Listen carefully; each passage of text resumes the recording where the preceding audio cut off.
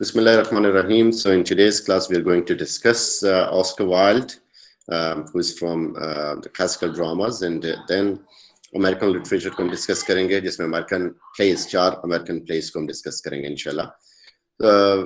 And like many of those people around you, they are searching for a good platform to go for English language communication. So हमारा 7th batch जो है spoken English का वो start हो रहा है online, and that is on Monday, Tuesday, Wednesday, 7 to 9 p.m. So with me, there is a British native teacher who teaches with me. So she takes most of the classes, and she's expert from Oxford. So हम दोनों मिलके एक joint venture करते हैं for the public welfare. So it is very good. Definitely it is paid, लेकिन बिल्कुल nominal इसके charges हैं. So let us start with Oscar Wilde. So Oscar Wilde के बारे में हम discuss कर already इसको हम historically इसको हम discuss कर चुके हैं. So you can read about his biography and his life, time, whatever he did afterwards. Now, first of all, comedy of manner. So we are now talking about comedy of manner. And comedy of manner जो है basically जिसमें there are so many characteristics.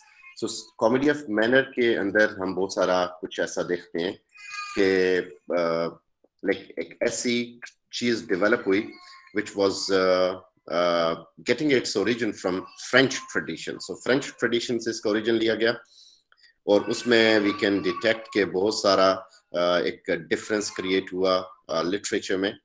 So the characteristics हैं इसके comedy of manner के, उसमें first of all the use of double entended and other forms of risk language.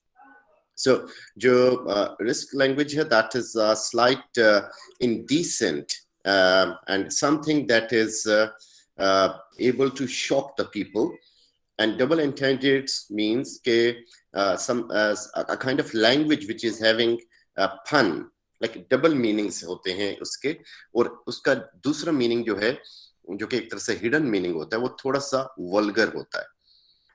इसमें we find elaborated plots. Elaborated plots means plot जो है वो बड़ा बिखरा सा plot होता है, और इसमें confusion create होती है, क्योंकि humor के अंदर confusion का होना जरूरी होता है. Cross dressing मिलती है कि men जो हैं वो women जो है वो men's की clothing में हमें नजर आते हैं.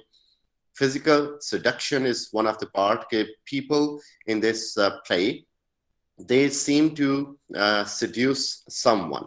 कुछ ना कुछ element इसमें होता है जिसमें we find के next जिस तरह है extramarital affairs, वो भी इसी का एक part है कि extramarital affairs comedy of manner में दिखाए जाते हैं, क्योंकि this is a satire on aristocracy and the manners. So उसके अंदर ये सारी चीजें include थी जिनके ऊपर ये एक तरह से discussion होती थी. फिर cynicism है, एक cynic attitude है about society that you're not happy with them, और आपको हर एक चीज में बुराई नजर आ रही है. So एक cynical attitude जो कि एक aristocrats के अंदर पाया जाता है. फिर meeting of the aristocracy and the common folk, that is one of the major characteristics of comedy of manner, कि जिसमें aristocracy और common folks आपस में मिल रहे हैं, और उसमें normally aristocracy is not happy for this कि उनकी मुलाकात common लोगों से हो रही है. एक class का जो एक difference है वो भी दिखाया गया. Intrigues such as forgeries and spying, deceit, धोखा, ये सारा कुछ उसके अंदर होता है कि कोई किसी के नाम से खत लिख रहा है, उसके ऊपर झूठे साइन कर रहा है, साजिशें हो रही हैं एक दूसरे के खिलाफ, हस्बैंड वाइफ के खिलाफ, वाइफ हस्बैंड के खिलाफ, और फिर एक फ्रेंड्स के खिलाफ, ब्रदर के खिलाफ. सो ऑल दोज थिंग्स जो कि अरिस्टोक्रेसी का पार्ट रहा एक लंबा अरसा, अभी भी है, उसको यहाँ पे एक कॉमिक मैनर में दिखाया गया. So this is basically a comedy of manner work, like जिसमें कॉमेडी ये फॉल करता है. फिर सटायर होती है अपर क्लास पे, कि अपर क्लास को सटायर का निशाना बनाया जाता है. एक या एक से ज्यादा लव बर्ड्स या कपल्स दिखाए जाते हैं इसमें, जिनके गिर्द स्टोरी घूमती है. टाउन टू सिटी एक शिफ्ट दिखाई जाती है, या टाउन टू सिटी और city to town, sorry town to countryside, गांव से शहर या शहर से गांव, उसमें एक हमें शिफ्ट दिखाई जाती है. लोग वहां से यहाँ पे या यहाँ से वहां पे ट्रैवल करते हैं या आते हैं.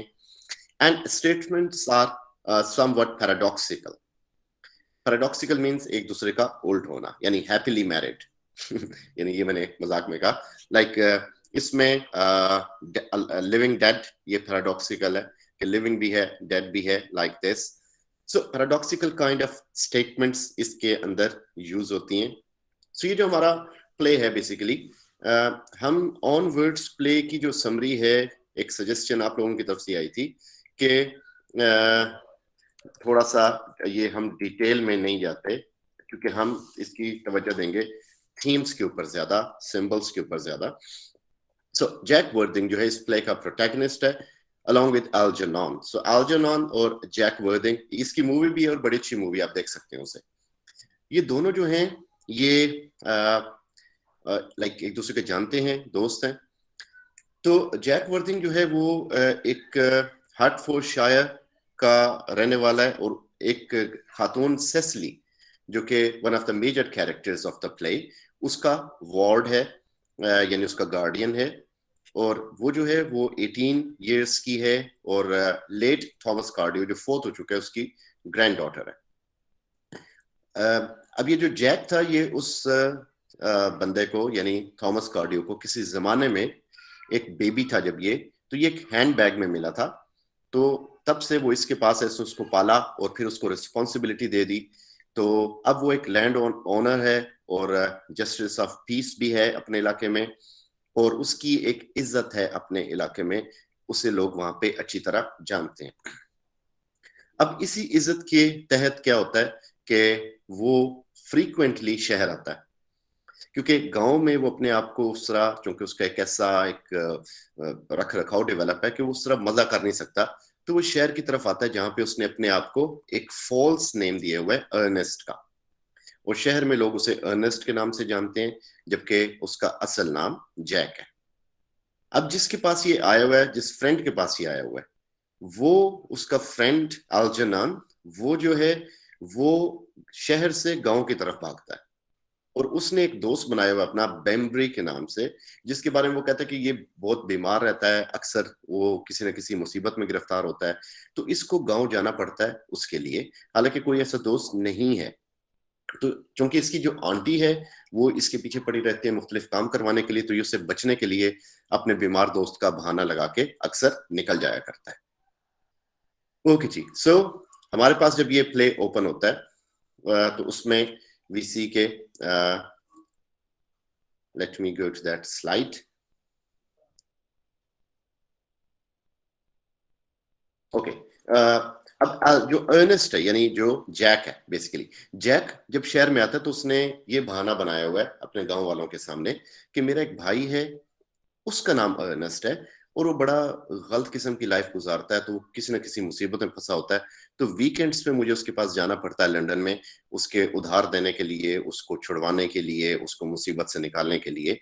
तो गांव में उसकी बड़ी इज्जत है कि ये एक इसका भाई इतना फजूल और ये इतना अच्छा, और ये उसकी मदद के लिए हमेशा जाता है अपनी सारी रिस्पॉन्सिबिलिटीज छोड़ के। तो ये जो है इस तरह के एक बेवकूफ बना रहे हैं ये दोनों लोग अपनी सोसाइटी को। अच्छा, अब ये वहां पे गया तो वहां पे इसकी मुलाकात होती है ग्वेंडोलिन से। अब ग्वेंडोलिन कौन है? अल्जर्नन की कजन। अल्जर्नन एक जो है दूसरा हमारा बड़ा कैरेक्टर, ये एक अरिस्टोक्रेट है, लेकिन ये वो अरिस्टोक्रेट है जिसने अपनी सारी दौलत एक्स्ट्रावागेंस में, फजूल खर्ची में उड़ा दी। अब इसके पल्ले कुछ भी नहीं है, ये उधारों पे चल रहा है। उसकी जो आंटी है जिससे वो बचने के लिए भागता है, उसकी बेटी ग्वेंडोलिन है जो जैक के साथ अटैच है। जैक जो शहर में आता है अपने भाई का कह के, वो बेसिकली उस ग्वेंडोलिन के पीछे आता है और वहां पे उससे मिलने आता है। तो प्ले जो ओपन होता है तो वहां पे एक सिगरेट केस की बात होती है। जैक अल्जर्नन जैक से पूछता है कि तुम्हारा सिगरेट केस मेरे पास रह गया था। तो वो कहते कि मैं तो इसको ढूंढ रहा था। कहते कि तुम्हें किसी लिटिल सेसिली ने दिया था। वो कहते कि वो मेरी आंटी है। कहते वो आंटी है तो अपने साथ लिटिल क्यों लिख रही है? बहरहाल ये पर्दा एक्सपोज हो जाता है कि वो गांव में उसकी कोई वार्ड है जिसका ये वार्डन है, सेसिली नाम है, और ये उसके, और वो 18 साल की है, खूबसूरत है। तो अल्जर्नन का एक इंटरेस्ट डेवलप हो जाता है उस लड़की में।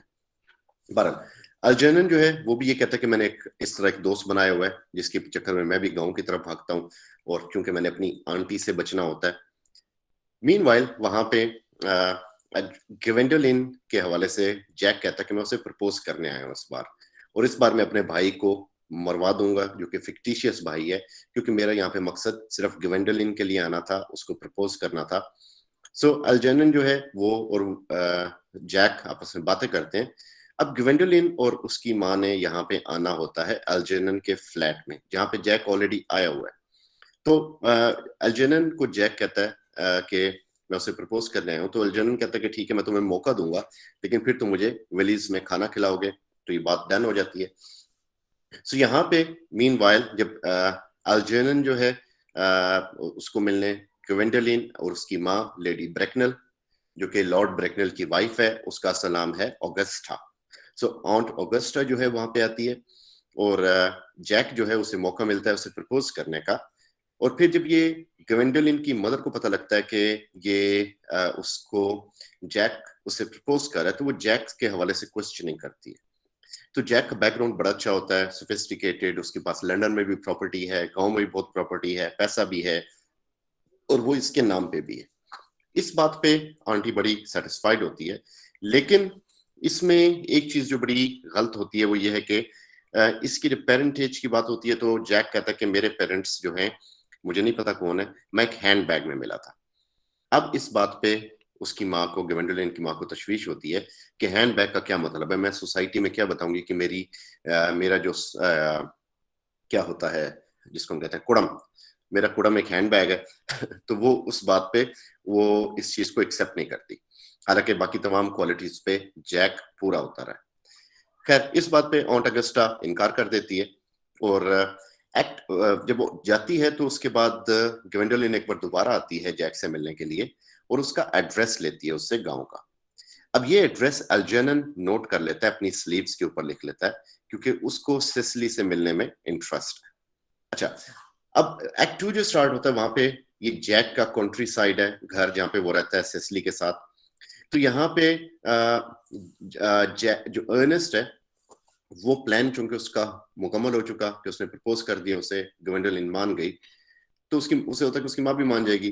तो अब वो आके अपनी डबल जो लाइफ है उसको खत्म करना चाह रहा है, और वो आके बता देता है कि मॉर्निंग ड्रेसेस यानी मातमी लिबास पहन के आता है, और कहता है कि अर्नेस्ट जो है मेरा भाई वो अचानक सर्दी लगने से पेरिस में उसकी डेथ हो गई।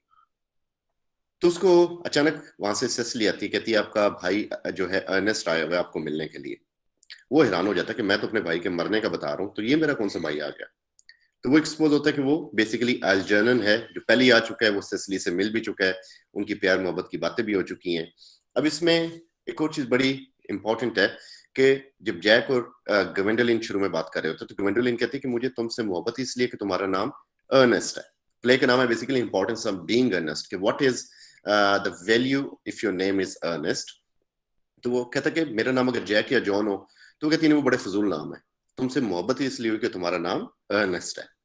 अच्छा, अब ये जैक के गांव में आने से पहले जब अल्जेनन अर्नेस्ट बन के मिलता है सेसिली को, यानी जैक का भाई बन के, वही बुरा भाई, तो वो भी उसको ये कहती है कि मुझे ऑलरेडी तुमसे मोहब्बत है जब से मैंने तुम्हारा नाम सुना था, हालांकि मुझे पता था तुम बहुत बुरे इंसान हो।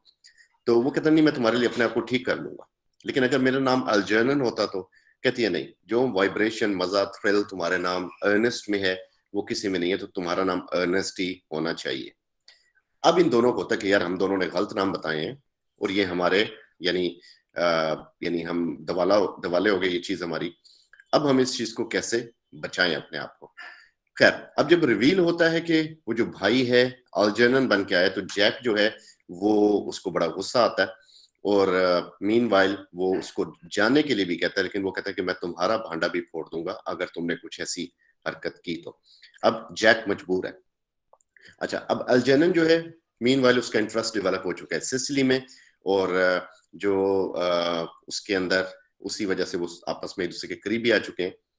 वहां पे एक रेक्टर है डॉक्टर चोजिबल, जो एक्ट 2 के स्टार्ट में हमें दिखाया गया कि सिसिली की गवर्नेंस मिस प्रिज्म के साथ फ्लर्ट करता है।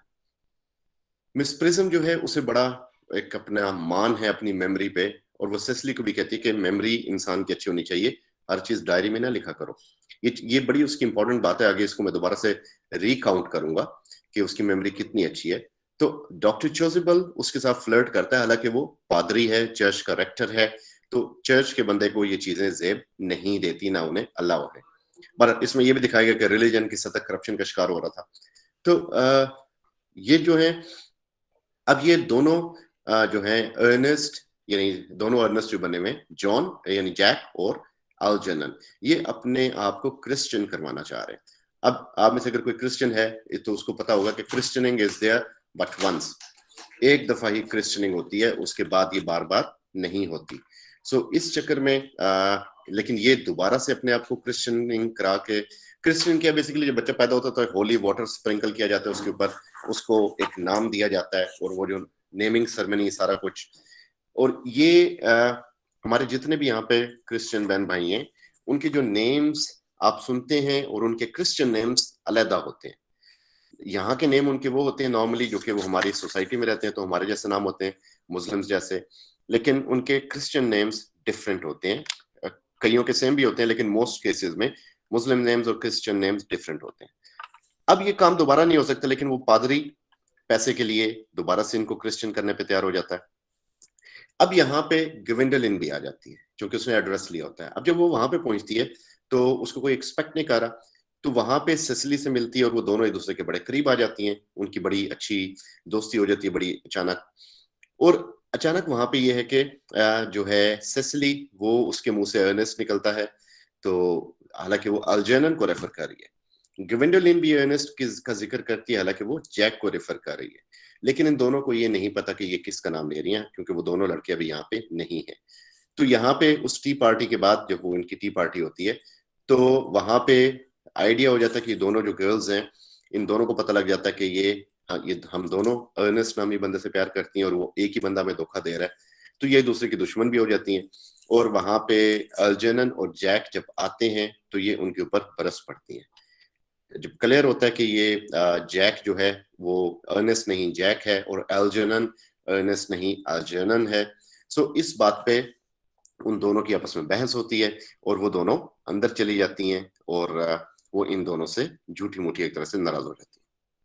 अच्छा, एक्ट 3 जो स्टार्ट होता है उसमें अल्जर्नन और जैक बाहर होती हैं, ख्वातीन अंदर होती हैं। वो नाराज भी हैं, लेकिन उन्हें ये भी गुस्सा होता है कि ये अब हमें मनाने के लिए अंदर नहीं आ रहे, ये बाहर ही बैठे हुए। बहरहाल वो आते हैं और आके उन्हें बताते हैं कि ठीक है, हमने गलती की, झूठ बोला, लेकिन ये है कि मैं तुम्हारे लिए, हम लोग तुम्हारे लिए क्रिश्चियनिंग की सेरेमनी से गुजरने को तैयार हैं, और हम अपना नाम बदल लेंगे। तो उसमें वो बहुत खुश होती हैं कि चलो ठीक है, अब इनका नाम अर्नेस्ट हो जाएगा।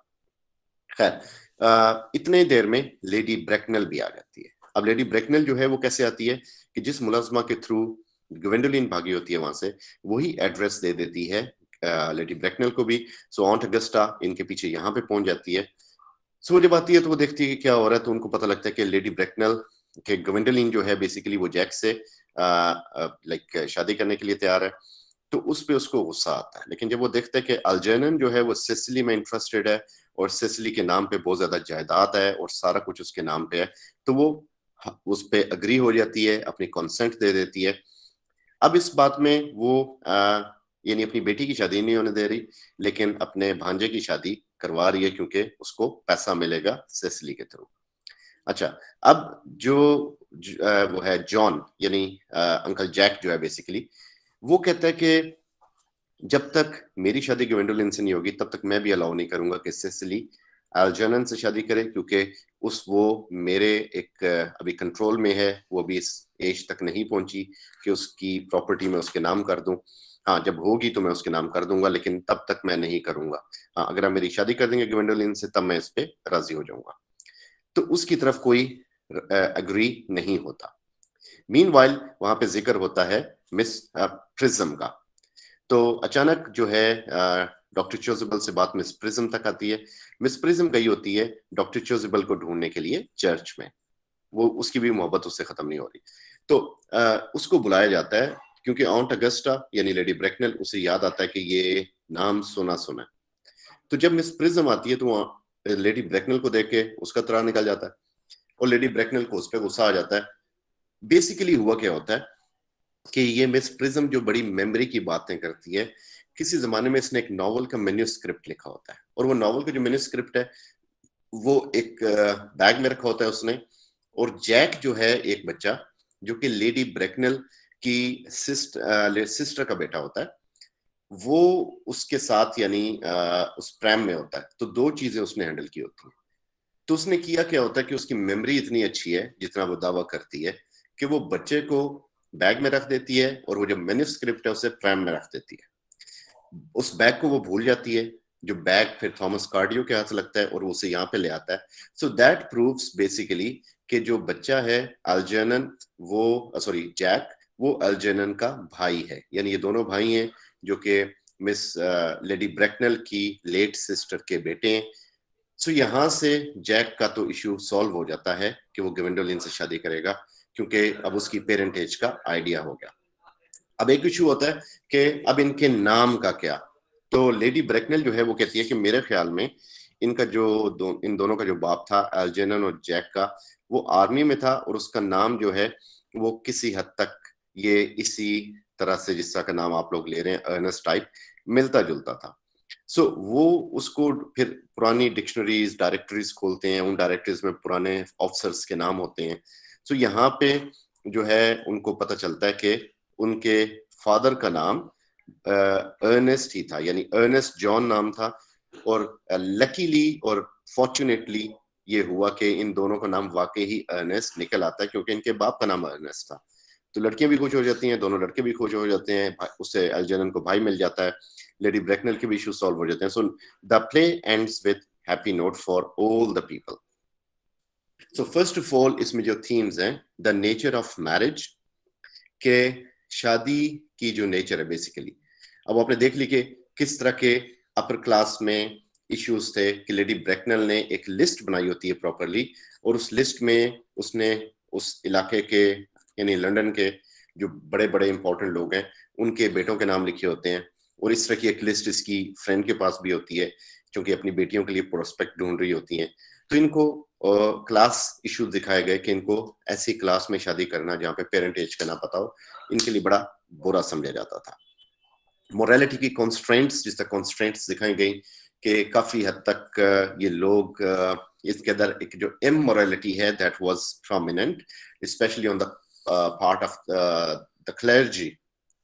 फिर हिपोक्रेसी इनके अंदर बहुत ज्यादा है, एंड इन्वेंटिवनेस के क्रिएशन की हुई थी इन्होंने नाम की। उसने बेम्बरी अपना दोस्त बनाया हुआ था, इसने अर्नेस्ट अपना भाई बनाया हुआ था, जिसकी बेस पे आते जाते थे, हालांकि कुछ भी ऐसा नहीं था। फिर जो नाम है अर्नेस्ट, उसकी इंपॉर्टेंस क्या है कि दिखाया गया कि एक ऐसा नाम है जो सोसाइटी में बड़ा मशहूर है, और दोनों लड़कियों को ये नाम पसंद है। उनका इंटरेस्ट लोगों में नहीं है बल्कि नाम में है। तो ये कितनी मज़ाक़ बात है कि आप एक बंदे से मिले भी नहीं जिससे सेसली, और आपको ये पता बंदा बहुत विकेड है और हर मर्तबा वो किसी न किसी मुसीबत में होता है अपनी गलतियों की वजह से, लेकिन चूंकि उसका नाम अर्नेस्ट है तो वो उससे प्यार करती है। अपर क्लास दिखाई गई, उसके इश्यूज दिखाए गए, और रिलीजियस प्रैक्टिसेस दिखाई गई। यानी रिलीजन के ऊपर सटायर नहीं है, सटायर है रिलीजियस प्रैक्टिसेस पे कि रिलीजियस प्रैक्टिसेस किस हद तक खराब हो चुकी हैं। ये इसकी इंपॉर्टेंट कोटेशंस हैं जिसके अंदर पैराडॉक्सेस भी यूज किए गए, which will be sent to you. So this was importance of being earnest. So you can put your question, if any. Meanwhile, I am going through another slide.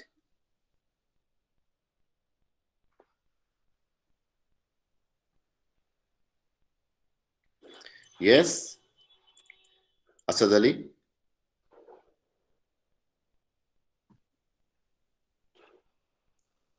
Yes, you may put your question.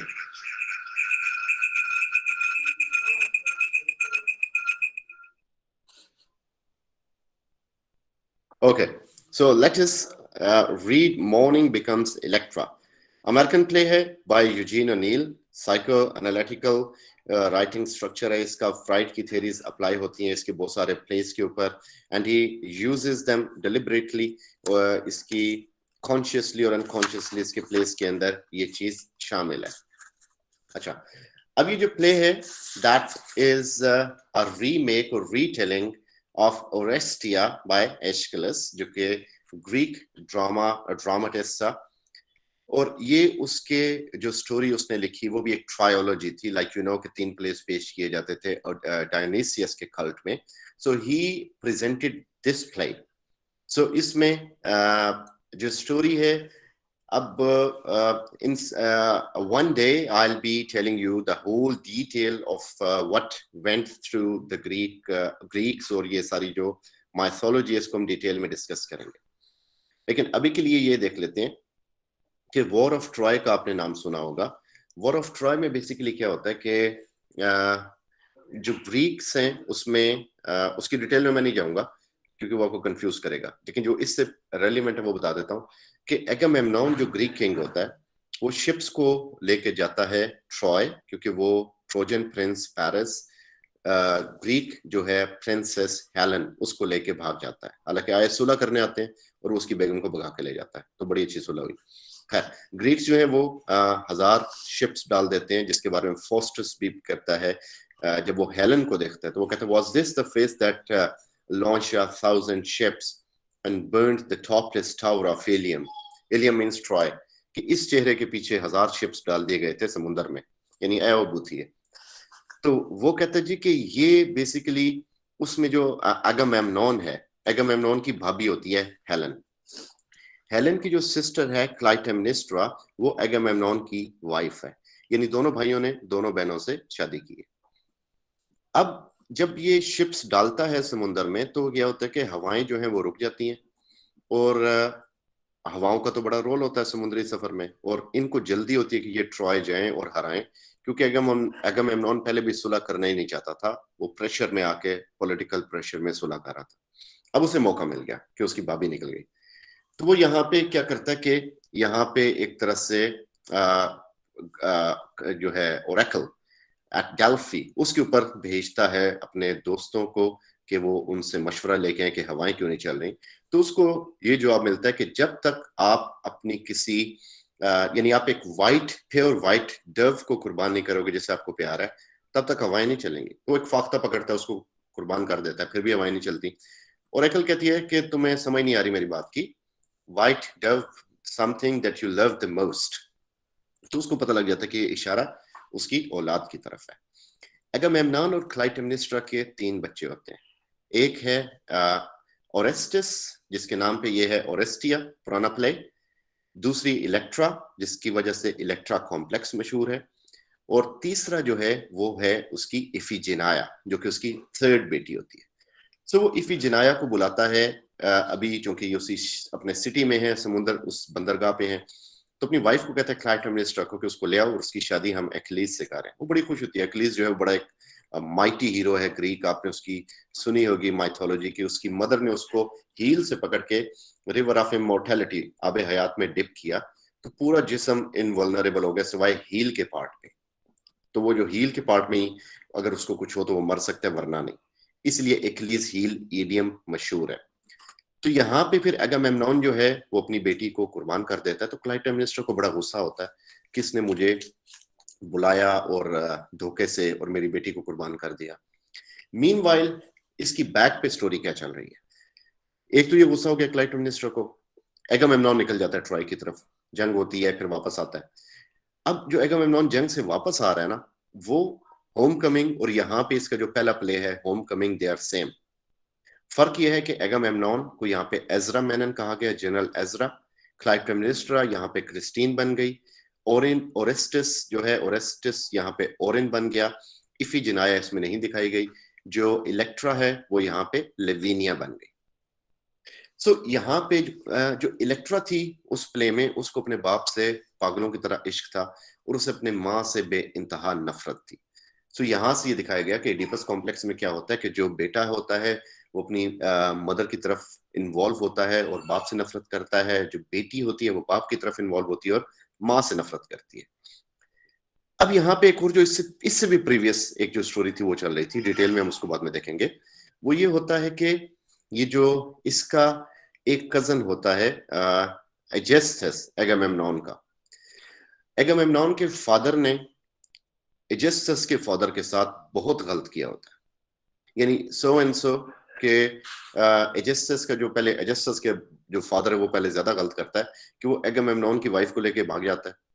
एगमेम्नॉन का जो father है Atreus, वो अपने भाई थिएस्टस को खाने पे बुलाता है बाद में, और उसके बेटों को ज़बह करके उसको खिला देता है। और उसको नहीं पता होता कि कोई और छोटा बेटा भी उसका है जो कि इनके साथ नहीं आया, वो समझता मैंने खानदान मुका दिया। वो बेटा बड़ा होता है तो वो क्लाइटेमनेस्ट्रा को अपने जाल में फंसा लेता है। अब क्लाइटेमनेस्ट्रा जो है एगमेम्नॉन के खिलाफ इस वजह से भी है, एजेस्टस की वजह से भी, और इस वजह से भी है कि इसने उसकी बेटी को मरवा दिया।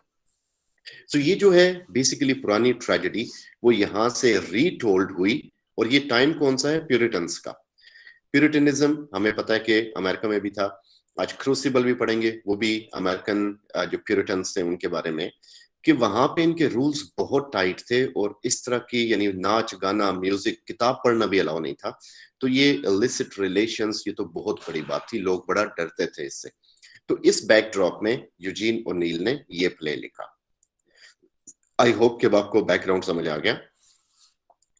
अच्छा जी, अब ये है late spring afternoon Mannon house. Mannon house means Ezra Mannon, उसका ये घर है।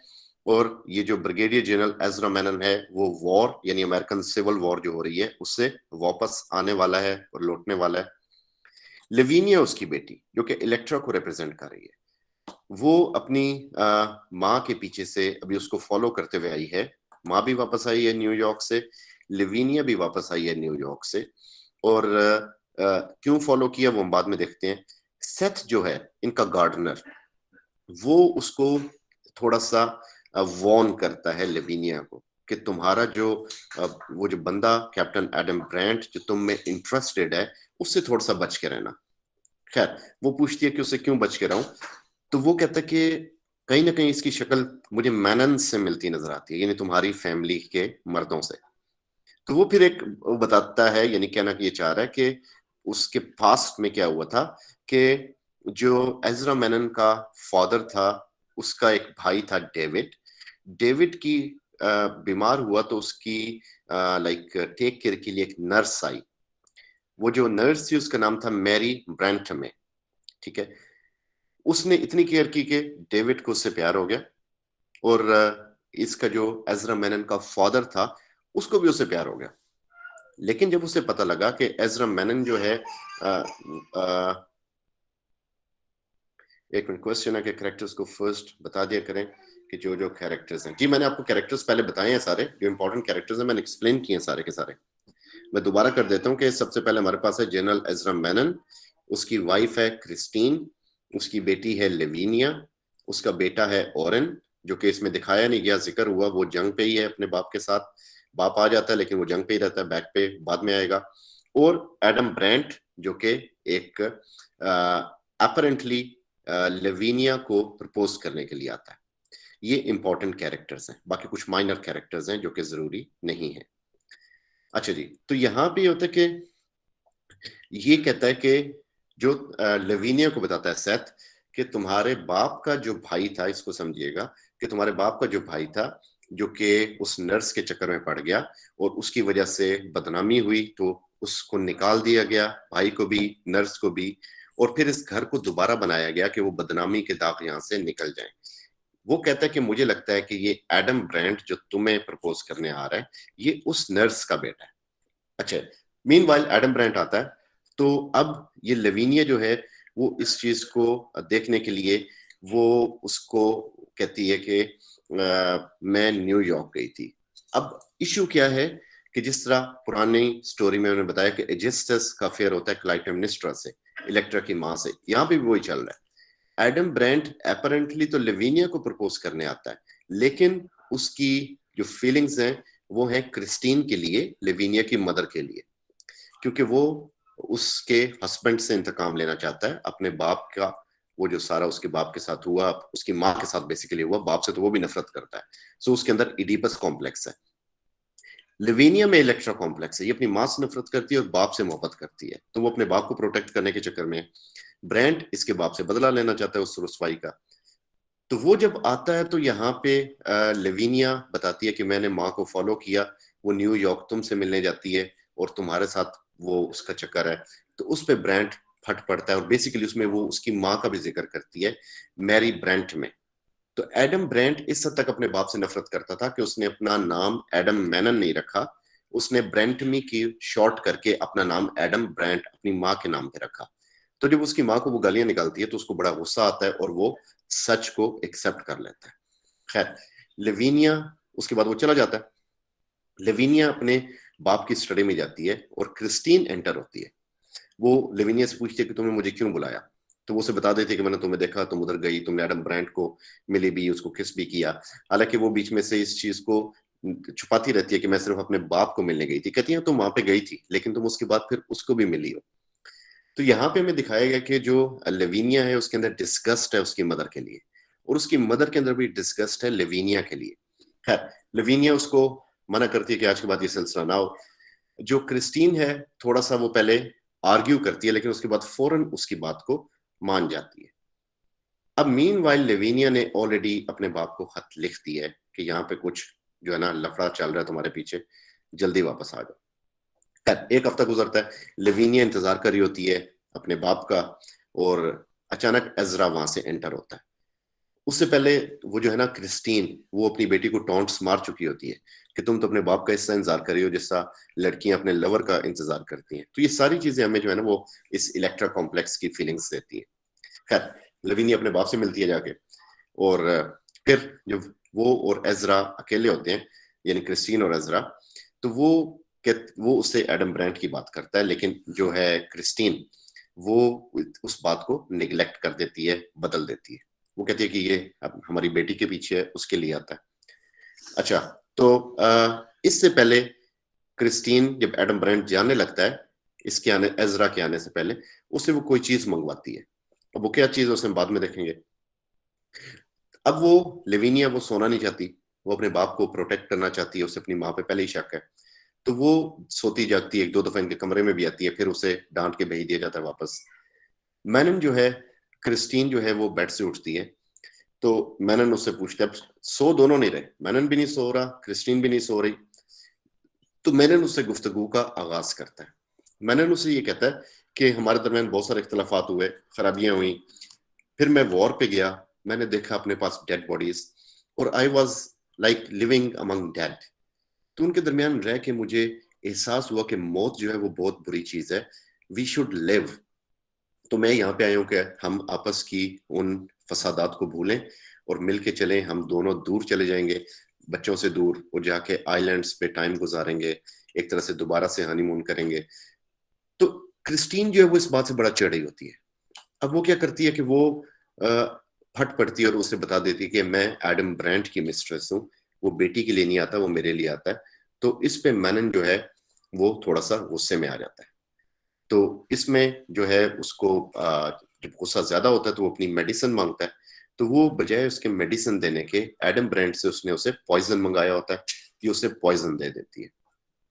खैर, जब प्ले यानी उसके प्ले एंड पे पहुंचता है तो मैनन को ये एहसास होता है उस वक्त कि ये मेरे साथ कुछ हाथ हो गया, गलत हो गया। वो अपनी बेटी को बुलाता है। मीनवाइल जब बेटी आती है तो वो सिर्फ इतना ही कह सकता है कि गिल्टी मेरी बीवी है, ये मेडिसिन का कसूर नहीं है। सो उसके बाद क्रिस्टीन जो है वहां से भागते हुए गिरती है, उसकी मुट्ठी खुलती है और उसमें से पॉइजन की डब्बी आगे गिर जाती है, जो कि लेविनिया देख लेती है। खैर, जो है यहाँ पे एजरा मैनन इसकी डेथ हो जाती है, और लेविनिया जो है उसको पकड़ के इंतजार करती है। सो आपके इस पीपीएससी में इसका सिर्फ फर्स्ट पार्ट इंक्लूडेड है, मॉर्निंग बिकम्स इलेक्ट्रा का होम कमिंग। इसके आगे से शॉर्ट स्टोरी में बता देता हूँ कि इसके आगे ये होता है कि जो लेविनिया है वो फिर अपने भाई को बुलाती है, ओरेन को, जो वापस आता है, और ओरेन फिर बदला लेता है अपने बाप का, अपने इन दोनों को मार के, और उसके बाद फिर वो रूल करता है, और यानी उसके घर उसकी जिम्मेदारी बन जाता है। फिर इन द एंड वो भी मर जाता है, लेविनिया भी मर जाती है। So here the story basically ends. So ये बेसिकली फर्स्ट पार्ट था उसका। ये कैरेक्टर्स हैं जिसमें लेविनिया जो है बेसिकली हमें दिखाया गया कि बिल्कुल इसकी लुक, इसके बाल इसकी माँ से मिलते जुलते हैं, लेकिन physically she is not that mature like Christine, और इतनी ज्यादा अट्रैक्टिव भी नहीं है। हाँ, ये अपने बाप से बहुत ज्यादा मोहब्बत करती है, माँ से नफरत करती है एक्सट्रीम लेवल की, और इसे जब इसका भाई थोड़ा सा बड़ा होता है तो इसमें इसको अपने बाप की लुक्स उसमें नजर आती हैं, सो वो भी इलेक्ट्रा कॉम्प्लेक्स है। एडम ब्रेंट से ये नफरत करती है, लेकिन एडम ब्रेंट से अनकॉन्शियसली ये मोहब्बत भी करती है, क्योंकि उसका फेस भी मैनन्स जैसा है, उसका फेस भी इसके बाप जैसा है।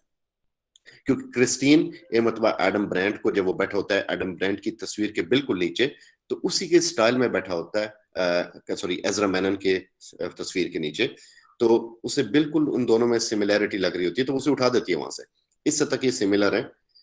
क्रिस्टीन जो है बड़ी वोलप्चुअस किस्म की है और है अपनी 40s में, लेकिन ग्रीन कलर पहनती है, so green colour is symbol of jealousy as I told you.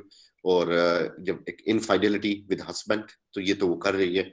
और वो जो है अपनी बेटी से इंतहा की नफरत करती है, क्योंकि ये शुरू से इस शादी के हक में नहीं थी अपनी एजरा मैनन से। तो ये अपनी बेटी को कहती है कि तुम उस रात की डिस्गस्ट का रिजल्ट हो। तो पूछती है कि तुम फिर बेटे से क्यों प्यार करती हो अपने? कहती है कि वो फिर तब पैदा हुआ जब एजरा वहां से चला गया था, तो उसको फिर मैंने संभाला, तो उससे मुझे मोहब्बत है, लेकिन तुमसे नफरत है। तो यहाँ पे हमें क्लियर होता है कि दोनों माँ बेटी एक दूसरे से बहुत ज्यादा नफरत करते हैं।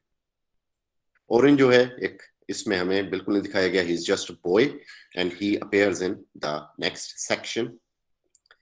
एजरा मैनन जो है वो एक दिखाया गया कि एक बंदा जो मिलिट्री का है, उसके डिमानिया में मिलिट्री के एक जो एक मिलिट्री पीपल होते हैं, वो एक बॉडी लैंग्वेज उसकी ऐसी है, और वो बहुत ज्यादा अपने आप को गिराता है उस लेवल से, जब क्रिस्टीन से माफी मांगता है पुरानी सारी एक्टिविटीज की और उसके साथ दोबारा चलना चाहता है, लेकिन Christine is not willing.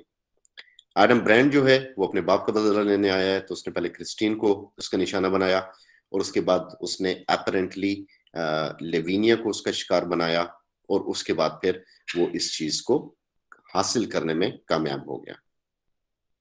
Themes जो है इसमें basically revenge. So revenge is one of the most important theme, कि जिसमें देखते हैं क्रिस्टीन भी रिवेंज लेना चाह रही है, और एडम ब्रांड तो है ही रिवेंज के लिए यहाँ पे। और बाद में जो ये प्लेस आगे जाते हैं तो उसमें लेविनिया और ओरेन वो रिवेंज लेते हैं। Binding force of the fate के कर्स्ड फैमिली थी, तो वो कर्स जो था वो सारों पे था, जिसका ओल्ड ग्रीक ट्रायोलॉजी में था वो यहाँ पे भी था, और सब लोग उसका शिकार हुए।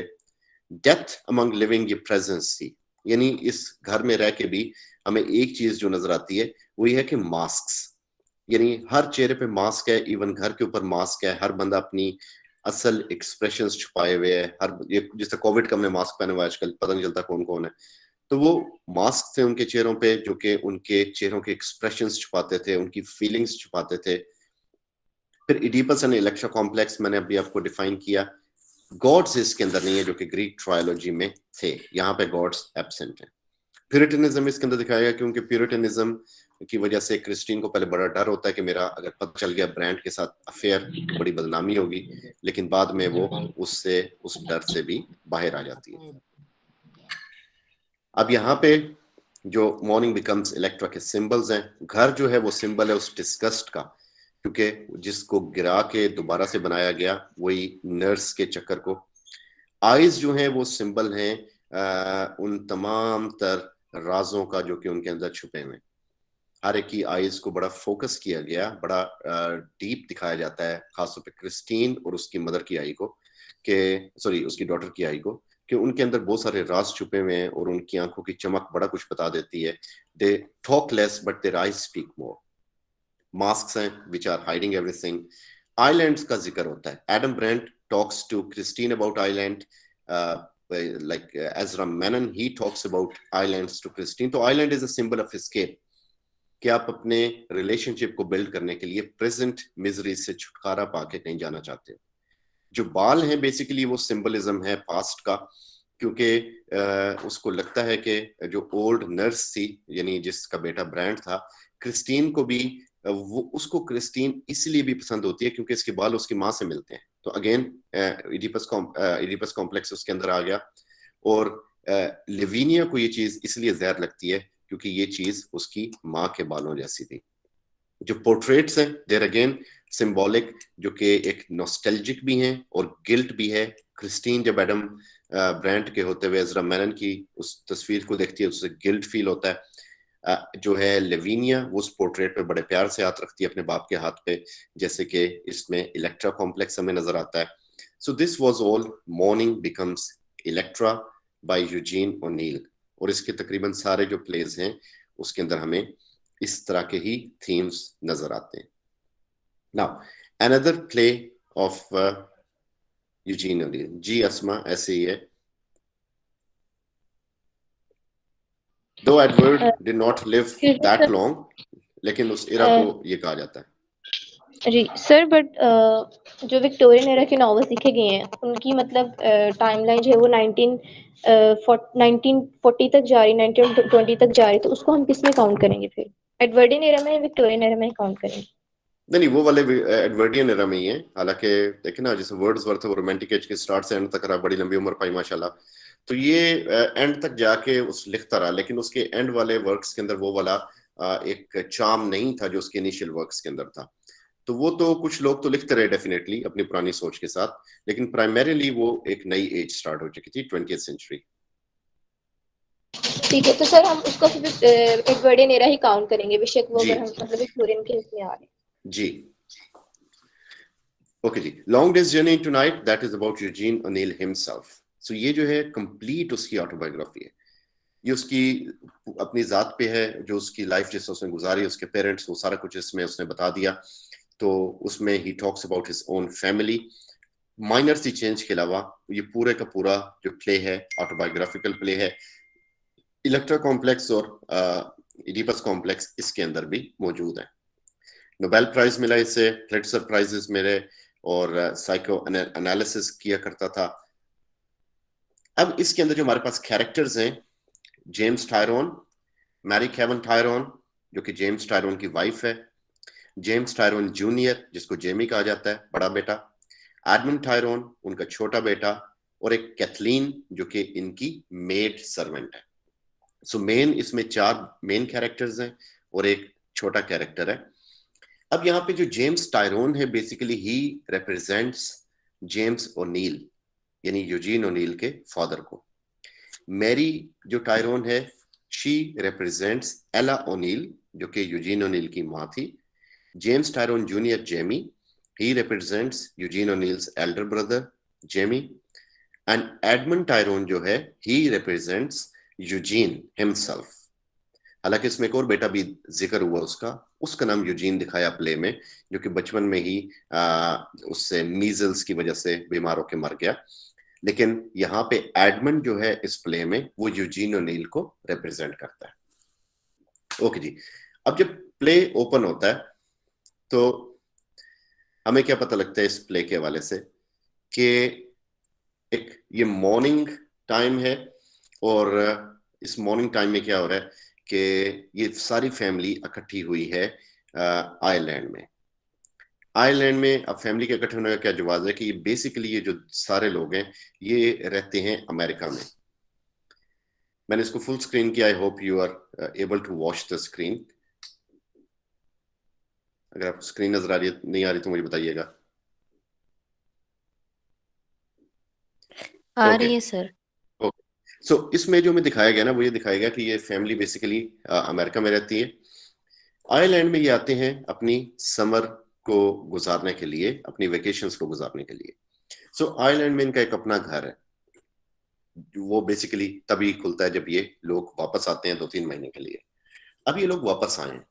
Long day's journey into night is symbolic title, यानी लंबी दिन का सफर रात तक. यानी play begins with morning, 8 o'clock के पास प्ले शुरू होता है, लेट नाइट में खत्म हो जाता है. एक दिन की कहानी है. अगेन जो डे है वो represents optimism, night represents pessimism. यानी this is a story of like a story from that moves from optimism to pessimism. यहाँ पे हमें क्या दिखाया गया कि टायरोन्स जो हैं, और ये सारी स्टोरी समझ लें कि यूजीन ओनील की अपनी स्टोरी है, जिसमें जेम्स टायरोन जो है इनका बाप बहुत माइजर दिखाया गया, और इसी वजह से बच्चे उससे नफरत भी करते हैं और अपनी माँ से मोहब्बत भी करते हैं. इसमें इडिपस कॉम्प्लेक्स भी है, इलेक्ट्रा कॉम्प्लेक्स भी है जब हम मैरी की बात करेंगे, क्योंकि जो इनकी माँ है वो अपने बाप से मोहब्बत करती थी और अपनी माँ से नफरत करती थी. अब यहाँ पे जेम टायरोन जो है, जो कि किसी जमाने में एक स्टेज एक्टर था, ये एक बहुत सक्सेसफुल स्टेज एक्टर था, इतना ज्यादा सक्सेसफुल था कि ये ओथेलो और एआगो और बहुत सारे शेक्सपियरियन कैरेक्टर्स को, ट्रेजेडीज को परफॉर्म करता था। इसका बहुत नाम था, इसने बहुत पैसा बनाया।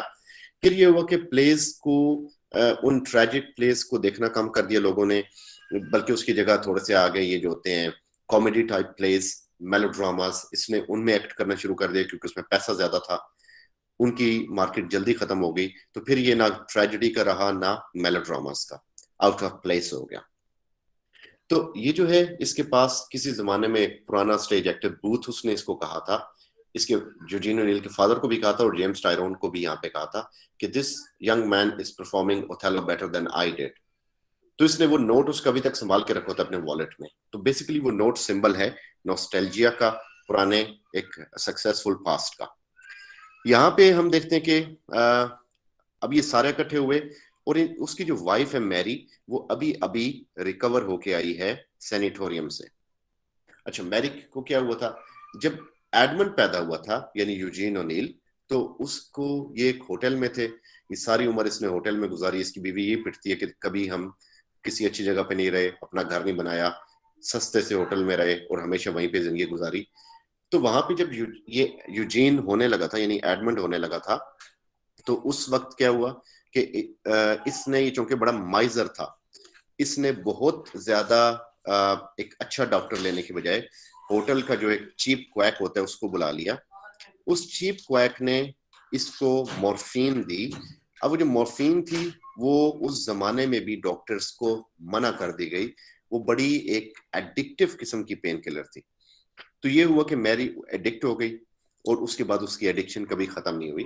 तो ये अब यूजीन ओनील यानी इसमें जो एडमंड उसको रिप्रेजेंट कर रहा है, जवान हो चुका है लेकिन उसकी एडिक्शन चल रही है। तो अभी अभी ये ताजा ताजा सैनिटोरियम से क्योर होके आई है, तो सबको लग रहा है कि इसने एडिक्शन खत्म कर दी, अब सारी चीजें ठीक हो जाएंगी, फैमिली दोबारा से फैमिली बन जाएगी।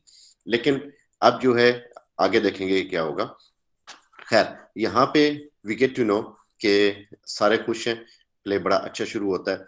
लेकिन मेरी की एक आदत है कि वो थोड़ी थोड़ी देर बाद रेस्टलेस हो जाती है, वो अपने बालों में हाथ फेरना शुरू कर देती है। क्यों? क्योंकि लोग उसकी उंगलियों को देखते हैं जिसके ऊपर यहाँ पे नकल्स जो है उसके सारे स्वेल हो चुके हैं, वो दवाई ले लेके, और उसके हाथ वाइब्रेट करते हैं जब उसे दवाई की तलब होती है। और वो फिर कहती है कि मैं अपनी ग्लासेस को भूल गई हूँ। वो अपनी ग्लासेस को लेने के बहाने ऊपर जाती है और ड्रग्स लेती है। ठीक है, तो इस पे यहाँ पे रात को वहां पे, ये चूंकि अब रहते हैं एक साहिली इलाके पे आयरलैंड के, तो वहां पे फॉग भी होती है और रात को फॉग हॉर्न्स बजाए जाते हैं। क्योंकि कोस्ट के ऊपर आपने देखा होगा लाइट हाउसेज होते हैं, तो लाइट हाउस जो है शिप्स को बताते हैं कि यहाँ पे साहिल करीब है, टक्कर ना खा जाना। लेकिन अब रात में फॉग में तो उनको नजर नहीं आएंगे वो लाइट, तो फॉग हॉर्न्स बजाए जाते हैं कि उनको आइडिया हो जाए कि यहाँ पे साहिल करीब है। मैरी कहती है कि फॉग हॉर्न्स की वजह से मैं सो नहीं सकी, टायरोन भी यही कहता है। लेकिन हकीकत यह है कि रात को ये ड्रग्स लेती रही है, जिसका मतलब है कि ये जो सोच रहे हैं कि ये क्योर होके आ गई है, वो क्योर श्योर कोई भी नहीं हुई, उसने अपनी आदत नहीं छोड़ी। अच्छा, जेमी जो है, जेमी को शक होता है कि ये जो माँ है हमारी, ये रात को दोबारा से उठी थी और ये स्पेयर रूम में गई थी। स्पेयर रूम एक गेस्ट रूम टाइप जो कि किसी के इस्तेमाल में नहीं है। ये वहां पे तभी जाती है जहां पे जब ये ड्रग्स लेती है। इनका जो भाई है एडमंड, जो यूजीन ओनील को रिप्रेजेंट कर रहा है, वो टीबी का मरीज दिखाया गया, वो खांसी करता रहता है। अब इस प्ले की एक और इम्पोर्टेंट बात है कि ये सब लोग जो हैं वो अपने ब्लेम्स को एक्सेप्ट नहीं करते, अपनी फॉल्ट्स को एक्सेप्ट नहीं करते, बल्कि दूसरों की गलतियां निकालते हैं। और एक और इसमें इंपॉर्टेंट बात है कि जब ये बहस शुरू होती है, एक बंदा शाउट करता है, दूसरा ज्यादा शाउट करता है, तीसरा उससे भी ज्यादा शाउट करता है, फिर शाउट होता है, फिर एक माफी मांगता है, फिर एक लेवल पे नीचे आ जाता है, फिर वो सॉरी करता है, फिर वो सॉरी करता है, फिर वो सॉरी करता है, फिर शाउट होता है, फिर शाउट होता है, फिर इल्जाम, फिर इल्जाम, और फिर एक माफी, दूसरी माफी, दोबारा से नीचे। पूरा प्ले ये ऐसे चलता है और कोई बंदा इसमें अपनी गलती को एक्सेप्ट नहीं करता। खैर, यहाँ पे फिर वी गेट टू नो कि मैरी जो है वो उसमें कहती है कि एडमंड को कुछ भी नहीं है, इसको सिर्फ समर कोल्ड है। हालांकि सबको पता है कि इसे टीबी है, लेकिन कोई भी इस चीज को एक्सेप्ट नहीं करता।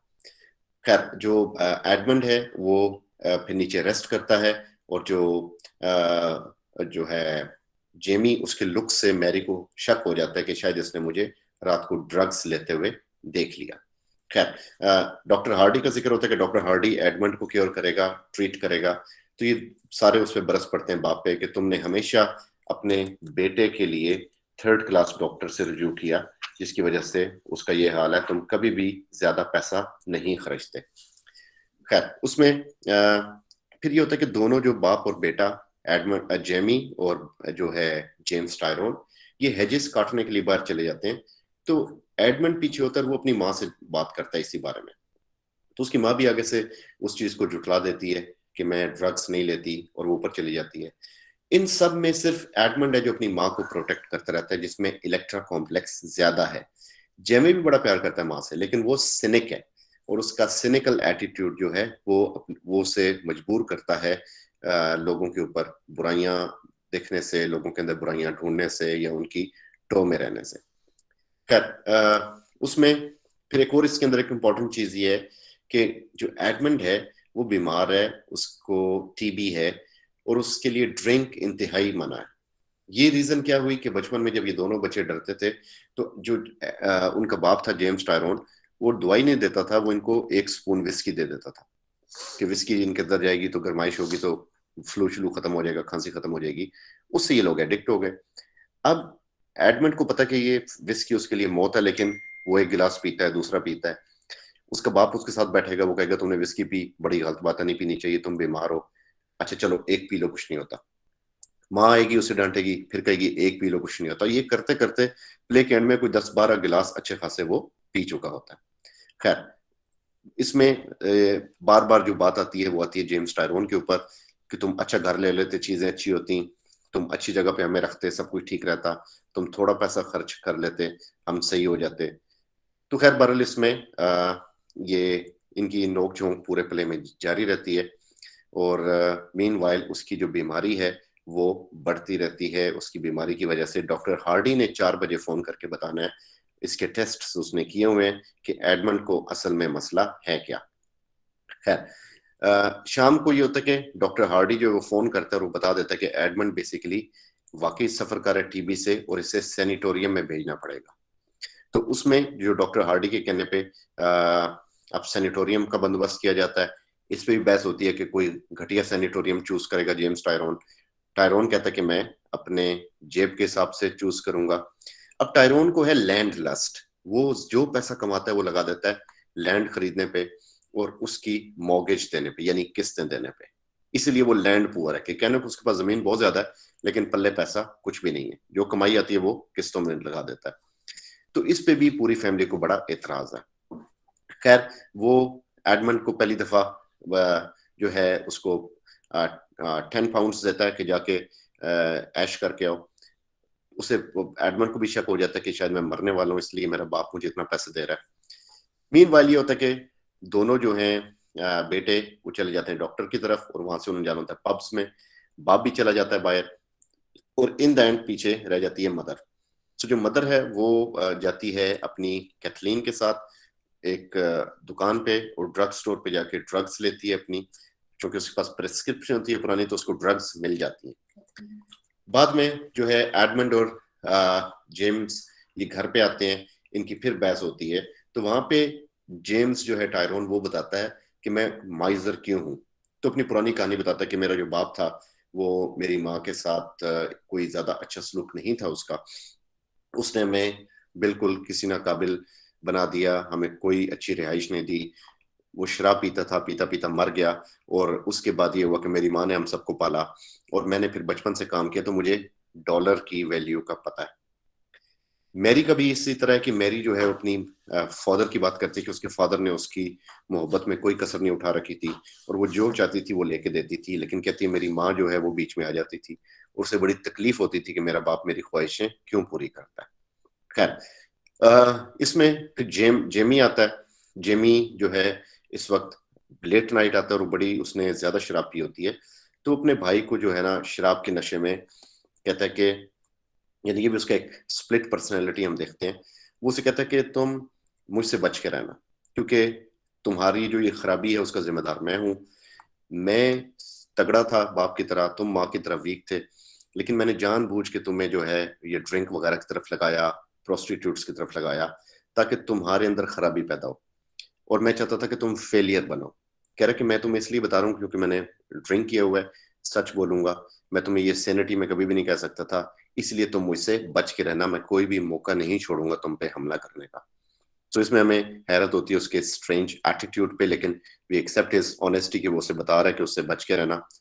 अब मैरी की जो हैबिट है वो ये है कि मैरी अगर मॉर्फिन लेती है तो उसकी आंखों में चमक आ जाती है और अपने पास्ट में थोड़ी देर के लिए चली जाती है, यानी दुनिया से स्केप ले लेती है।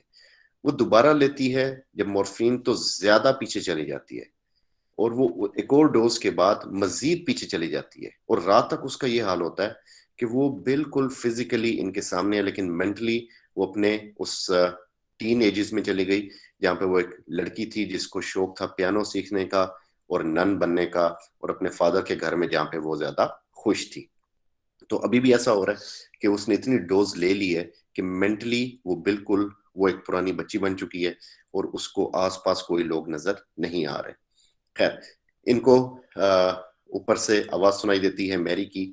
मैरी एक वेडिंग ड्रेस उठाए हुए आती है, जिसका मैंने जिक्र किया कि जो एडविन बूथ जिसने प्रेज किया था जेम्स टायरोन को कि तुम बड़ा अच्छा ओथेलो परफॉर्म करते हो, और उसने वो नोट संभाल के रखा हुआ था, वो उसका एक पुराना एक जरिया है नॉस्टैल्जिया का। सिमिलरली जो वेडिंग ड्रेस है ये सिंबल है उस हैप्पी लाइफ का जो कि मैरी गुजारा करती थी शादी से पहले, यानी अपने बाप के घर में।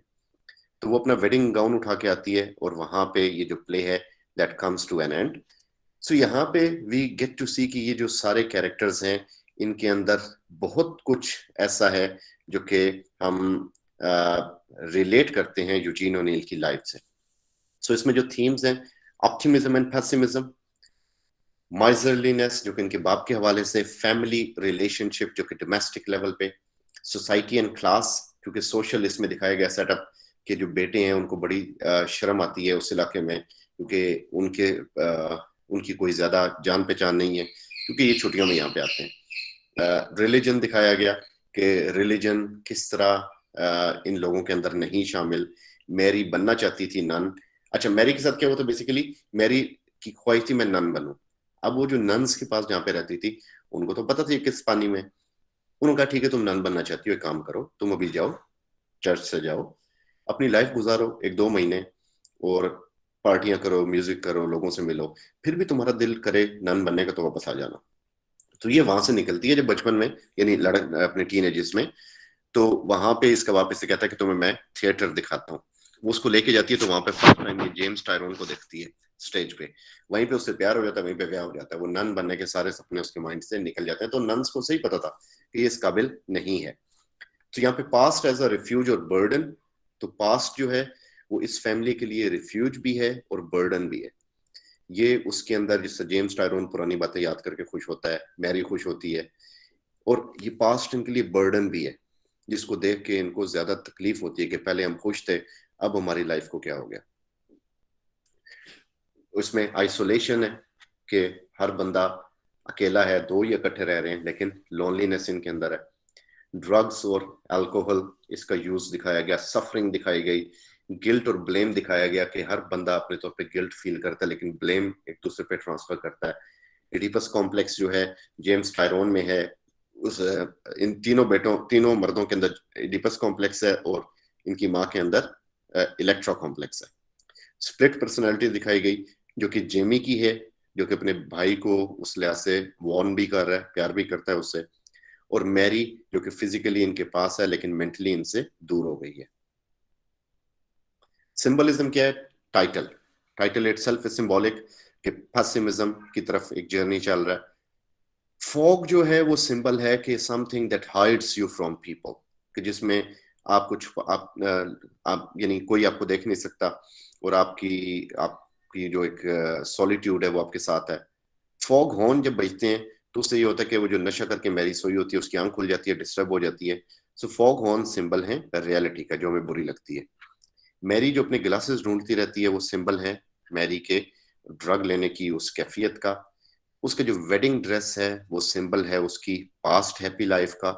टायरोन का वॉलेट जिस पे उसने वो नोट छुपा के रखा हुआ है, संभाल के रखा हुआ है, वो उसकी पास्ट और सक्सेसफुल लाइफ का सिंबल है। जो बुक्स पढ़ी हैं इनके, वो इन इस टायरोन और उसके बच्चों की मेंटल साइकी दिखाती हैं, क्योंकि जो शेक्सपियर और इस तरह के जो वर्क्स की बुक्स हैं, सेक्शंस, वो टायरोन के हैं क्योंकि वो स्टेज एक्टर था, और जो इसके बच्चे पढ़ते हैं वो चीप फिलोसॉफिकल बुक्स पढ़ी हैं जिन्होंने इनका जहन खराब कर दिया। एक फैमिली कार है जो जेम्स टायरोन ने लेके दी हुई अपनी वाइफ को, वो उससे प्यार भी बहुत ज्यादा करता है, लेकिन वो चूंकि हमेशा उसे अपने बाप से कंपेयर करती है तो उसे ये कभी इतना अच्छा नहीं लगता। तो फैमिली कार उस सिंबल है कि आपको हैप्पीनेस प्रोवाइड की जा रही है लेकिन आप उस हैप्पीनेस को लेने के लिए तैयार नहीं हो। आगे बढ़ कैरेक्टराइजेशन है दैट यू कैन रीड कि ये इसमें जो कैरेक्टर्स हैं, James Tyrone 65 years old, muscular, stage actor, miser, इसकी वॉइस बड़ी अच्छी है, ड्रेसिंग मौके के हिसाब से करता है चूंकि एक्टर है, इसके अंदर लैंड लस्ट है, कैथोलिक है और वो प्रे करता है, और यही एक बंदा है इस घर में जो रिलीजन को किसी हद तक मानता है, और इडिपस कॉम्प्लेक्स है इसमें। मैरी जो है 54 इयर्स, स्मार्ट, गॉर्जियस, नन बनना चाहती थी, पियानिस्ट बनना चाहती थी, नर्वस रहती है, मॉर्फिन लेती है, स्प्लिट पर्सनैलिटी, सोलिट्यूड ढूंढती है ताकि ले सके ड्रग्स, रिलीजन के अंदर इंटरेस्टेड थी लेकिन अब कोई लिंक नहीं है, इलेक्ट्रा कॉम्प्लेक्स से सफर कर रही है।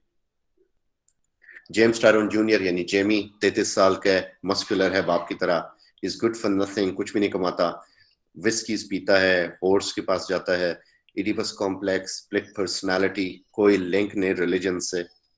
23 साल का है, एडमंड जो कि यूजीन ओनिल को रिप्रेजेंट कर रहा है, लीन है, टॉल है, माँ की तरह कमजोर सा है, सफर कर रहा है टीबी से, ये भी ड्रिंक्स और हॉर्स को पसंद करता है, इडिपस कॉम्प्लेक्स इसके अंदर भी है, रिलीजन से कोई ताल्लुक नहीं इसका, और पैथेटिक जॉब्स में अपने भाई की तरह इसने भी टाइम गुजारा है। ये कुछ माइनर कैरेक्टर्स हैं जिनको दिखाया नहीं गया या जिनको मेंशन किया गया, so you can read them afterwards. Okay जी Miss Asma, you want to ask something? जी पूछें। सर एक तो ये कि डेट क्लियर कर दें एडवर्डियन एरा का टाइम पीरियड, क्योंकि इंटरनेट पर है that is from 1901 to 1910 almost. और सर सेकेंड ये कि kindly clear the difference between motive and symbol.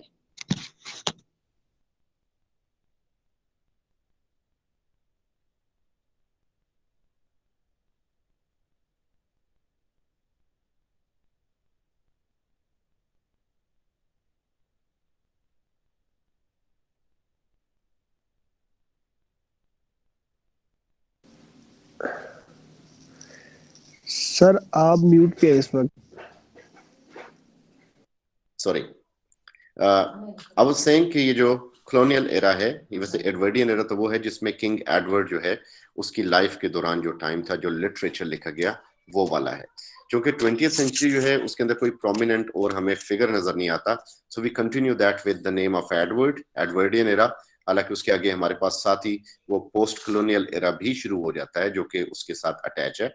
तो वो जो मेरी स्लाइड्स हैं वो फर्स्ट वाली that is a mixture of colonial era and Edwardian era. अब रही बात मोटिव्स की और सिंबल्स की। मोटिव्स जो हैं और सिंबल्स ये ऑलमोस्ट अलाइक हैं, they are identical but not the same. Identical जरूर हैं लेकिन ये सेम नहीं है। अब इसमें क्या है बेसिकली कि इनके अंदर हमें एक जो चीज बड़ी इंपॉर्टेंट नजर आती है वो ये कि सिंबल है जिसमें एक चीज किसी दूसरी चीज के लिए स्टैंड करती है, यानी white is a symbol of peace और green is symbol of jealousy, इस तरह। लेकिन जब हम इसको देखते हैं मोटिव को, सो मोटिव ये होता है कि कौन सी एक चीज है जो कि एक जरिया बन रही है किसी एक चेंज का, किसी तरह वो एक लाइक मकासद क्या है, वो तब्दीली क्या है जो कि एक चीज एक बंदा लाना चाह रहा है, या वो क्या चीज है बेसिकली जो कि एक कैरेक्टर को मूव कर रही है या एक प्ले के चेंज होने में या एक नॉवल के चेंज होने में मदद दे रही है। बेसिकली दैट इज मोटिव, यानी that may be a reason to do something और that may be some mechanical motion of something, या that may be a cause for something. So वो सिंबल से रिलेटेड ही है। Is that clear? For instance sir अगर हम देखें in the sun also rises, तो उसके अंदर वाइन जो है वो एक मोटिव के तौर पे यूज हो सकता है क्योंकि वो बहुत ज्यादा मेजरली यूज हुआ है through out the novel. Her character जो है वो जी वाइन को यूटिलाइज कर रहा है, और जी जबकि जी, जो और वो सिंबल जी सर, हम्म, सिंबल जो है अगर हम वेस्ट इंडिया में देखें तो वहां पर जो उसके बाइनोकुलर्स हैं या जो ग्लासेस हैं वो सिंबल हो सकते हैं, इस तरह से हो सकता है एग्जैक्टली डिफरेंस। एग्जैक्टली। अब ये जो प्ले हमने जिसको भी डिस्कस किया, इसमें जो ड्रग्स हैं या अल्कोहल जो है, ये एक मोटिव भी है, क्योंकि ये something that happens again and again. Symbol वो भी होता है जिसको आप थोड़ा एक दफा भी रेफर कर दो तो वो सिंबल है, लेकिन एक चीज जब बहुत ज्यादा आप उसको करते हो, एक तरह से उसको कैरेक्टराइजेशन के तौर पे ले आते हो, जिस तरह जिसके वजह से काफी चेंजेस आ रही हैं उस प्ले में, तो वो उसके अंदर है। Symbol, yes, symbol physical existence उसकी नॉर्मली होती है, क्योंकि एक चीज आप देखते हो उसको, वो फिर किसी ना किसी चीज के लिए स्टैंड करती है।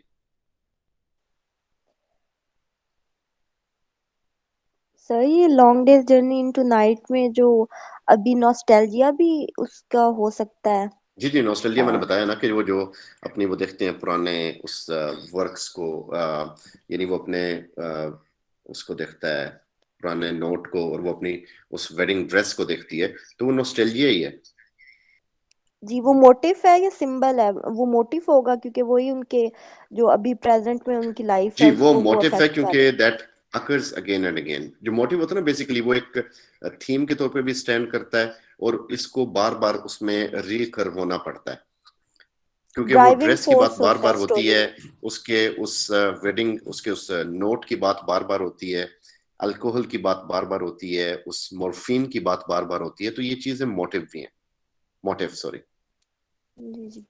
Like motive is the driving force in the plot somehow. Driving force that keep occurring again and again, keeps occurring again and again. Okay, thank you. Okay जी, so now we are Okay, so discussing, now we are discussing. Hello आप ऐसे किसी का mic, किसी का mic. Sir. Yes yes sir Edwardian era में writers कौन से आएंगे?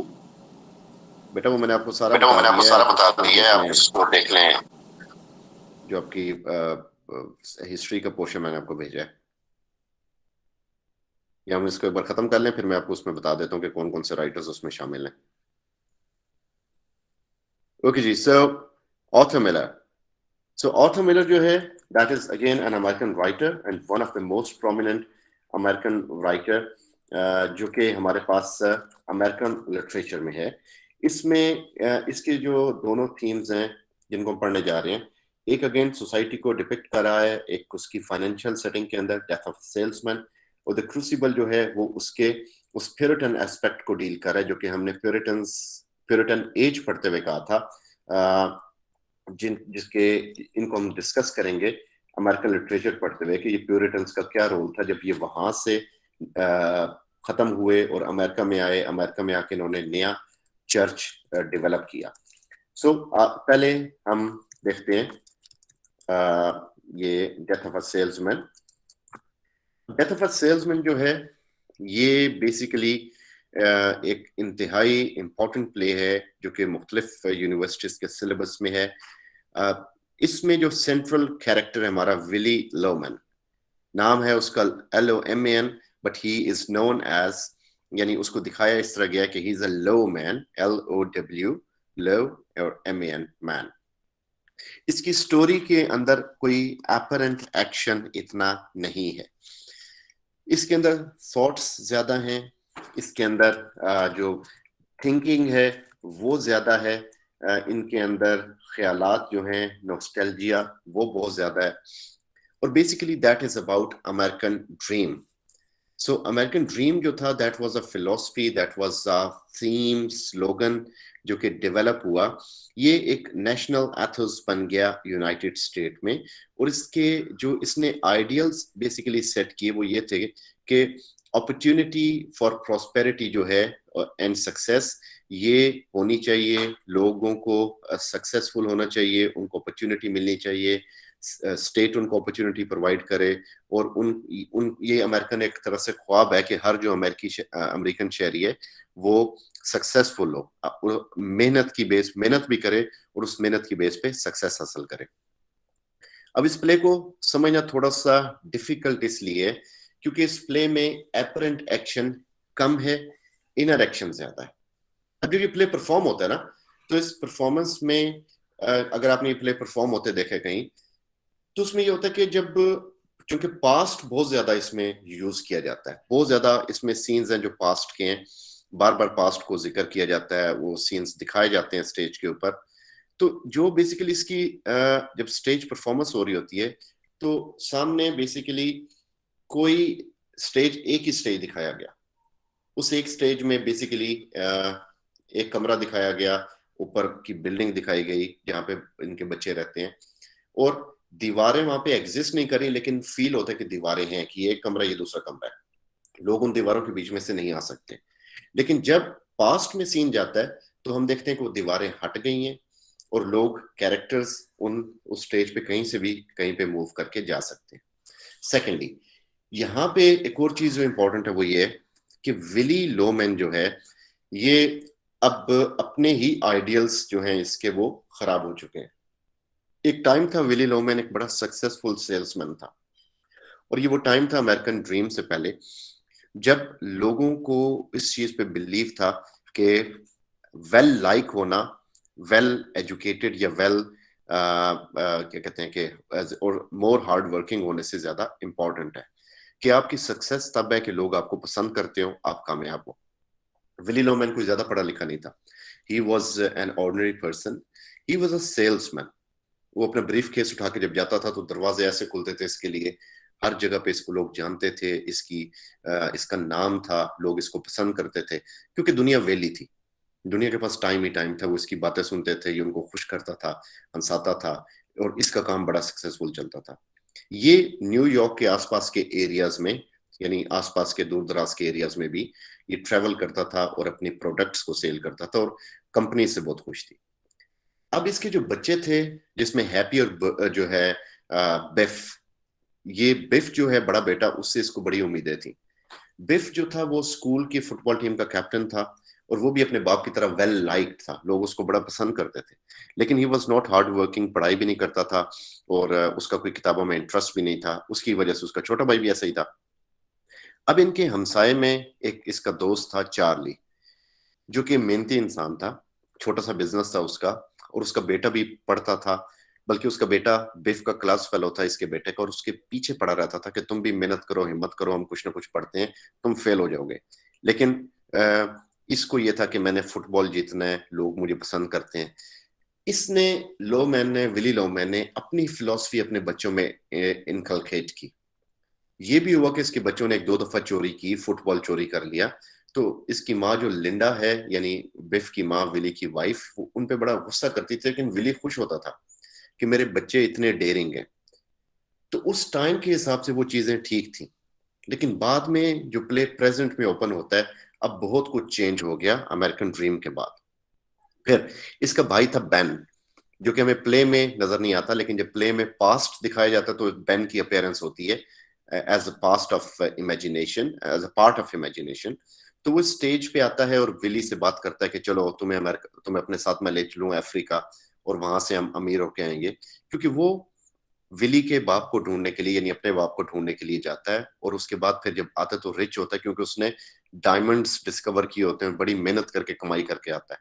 विली को भी ऑफर देता है, लेकिन विली अपने लगता है कि सेल्समैनशिप इसकी बड़ी अच्छी चलेगी, ये नहीं जाता, तो इसका भाई इसके मुकाबले में रिच होता है। अब फिलहाल जब प्ले ओपन होता है तो उसका भाई मर चुका है। सो लेट्स सी, अब जो विली की करंट कंडीशन है ना, विली की करंट कंडीशन ये है कि इसका जो घर है, इसकी किस्तें पूरी नहीं हुई, इसकी गाड़ी भी खराब हो चुकी है, इसकी बहुत सारी चीजें, अप्लायंसेस खराब हैं, इसके बेटे गुड फॉर नथिंग है, कुछ भी नहीं बने वो फ्यूचर में, विली बूढ़ा हो चुका है, इससे दूर दराज का सफर भी नहीं होता, और वो ट्रेवल करते करते भूल जाता कि वो ट्रेवल कर रहा है, यानी वो गाड़ी चलाते चलाते भूल जाता कि मैं गाड़ी चला रहा हूँ, और अक्सर ये इसने गाड़ी कहीं ना कहीं ठोकी होती है। उसका रिजल्ट ये निकलता है कि फैमिली बहुत परेशान होती है। फैमिली में क्या, बेसिकली इसकी वाइफ परेशान होती है कि मेरा जो बंदा है ये कभी भी अपनी मेंटल हेल्थ की वजह से अपनी जान वो गंवा सकता है। तो इस पे ये प्ले ओपन होता है। सो बेसिकली यहाँ पे ये है कि विली जो है, उसकी वाइफ उससे बहुत प्यार करती है, उसके डांट डपट को इग्नोर करके उसके साथ रहती है, बच्चों को डांटती है कि अपने बाप का ख्याल रखो, और वो उसने फैमिली को बेसिकली संभाल के रखा है। She is the only binding force जो कि इस फैमिली को संभाले हुए है, वो विली को कोलैप्स होने से बचाती है।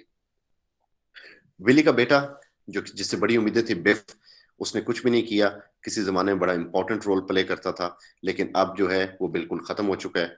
हैप्पी लोमैन जो कि उसका छोटा भाई है, वो भी अपने भाई की तरह बिल्कुल नथिंग टू डू। तो ये दोनों बेटे उसी तरह जिस हमने पढ़ा एडमंड और जेमी, उनकी तरह बिल्कुल नकारा साबित हुए। चार्ली और बर्नार्ड का हम जिक्र कर चुके हैं, बेन इसका भाई था। एक वुमेन का जिक्र होता है, वुमेन की लॉफ्टर सुनाई देती है पीछे बैक पे जब वो अपने पास्ट को सोचता है। ये वुमेन है जिसके साथ विली का अफेयर रह चुका है। तो इसको हम आगे डिटेल में देखते हैं। हावर्ड वैगनर विली का बॉस है, जो कि इस पे आएगा। सिंबल्स जो हैं इनको हम डिस्कस करेंगे प्ले के बाद। अच्छा, प्ले जब ओपन होता है तो विली लोमैन अपने जर्नी से वापस आता है, तो उसकी वाइफ उसे कहती है तुम बूढ़े हो चुके हो, तो तुम जाके हावर्ड वैगनर से कहो कि तुम्हें अब न्यूयॉर्क में ही जॉब दे, कि तुम न्यूयॉर्क में ही सेल्समैनशिप करो, अब तुम्हारे लिए बाहर जाना बेहतर नहीं है।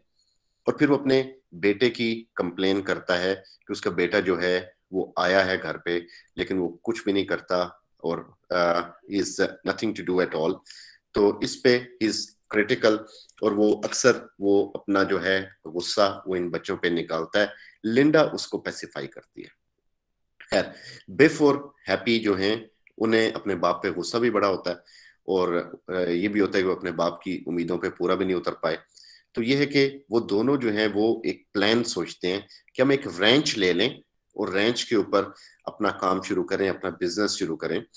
तो जब बाप को पता लगता है कि बेसिकली यानी ये इसका करने जा रहे हैं, तो वो खुश होता है।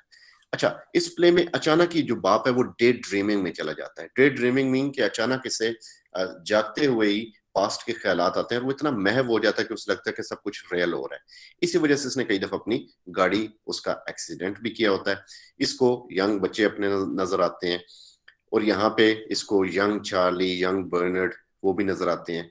बल्कि यंग बर्नार्ड तो अक्सर इसको नजर आता है, जो कि इसके बेटे को ढूंढ रहा होता है, बिफ को, कि तुम फेल हो जाओगे, तुम कोशिश करो, पढ़ लो, लेकिन वो ज्यादा पढ़ाई पे तवज्जो नहीं देता।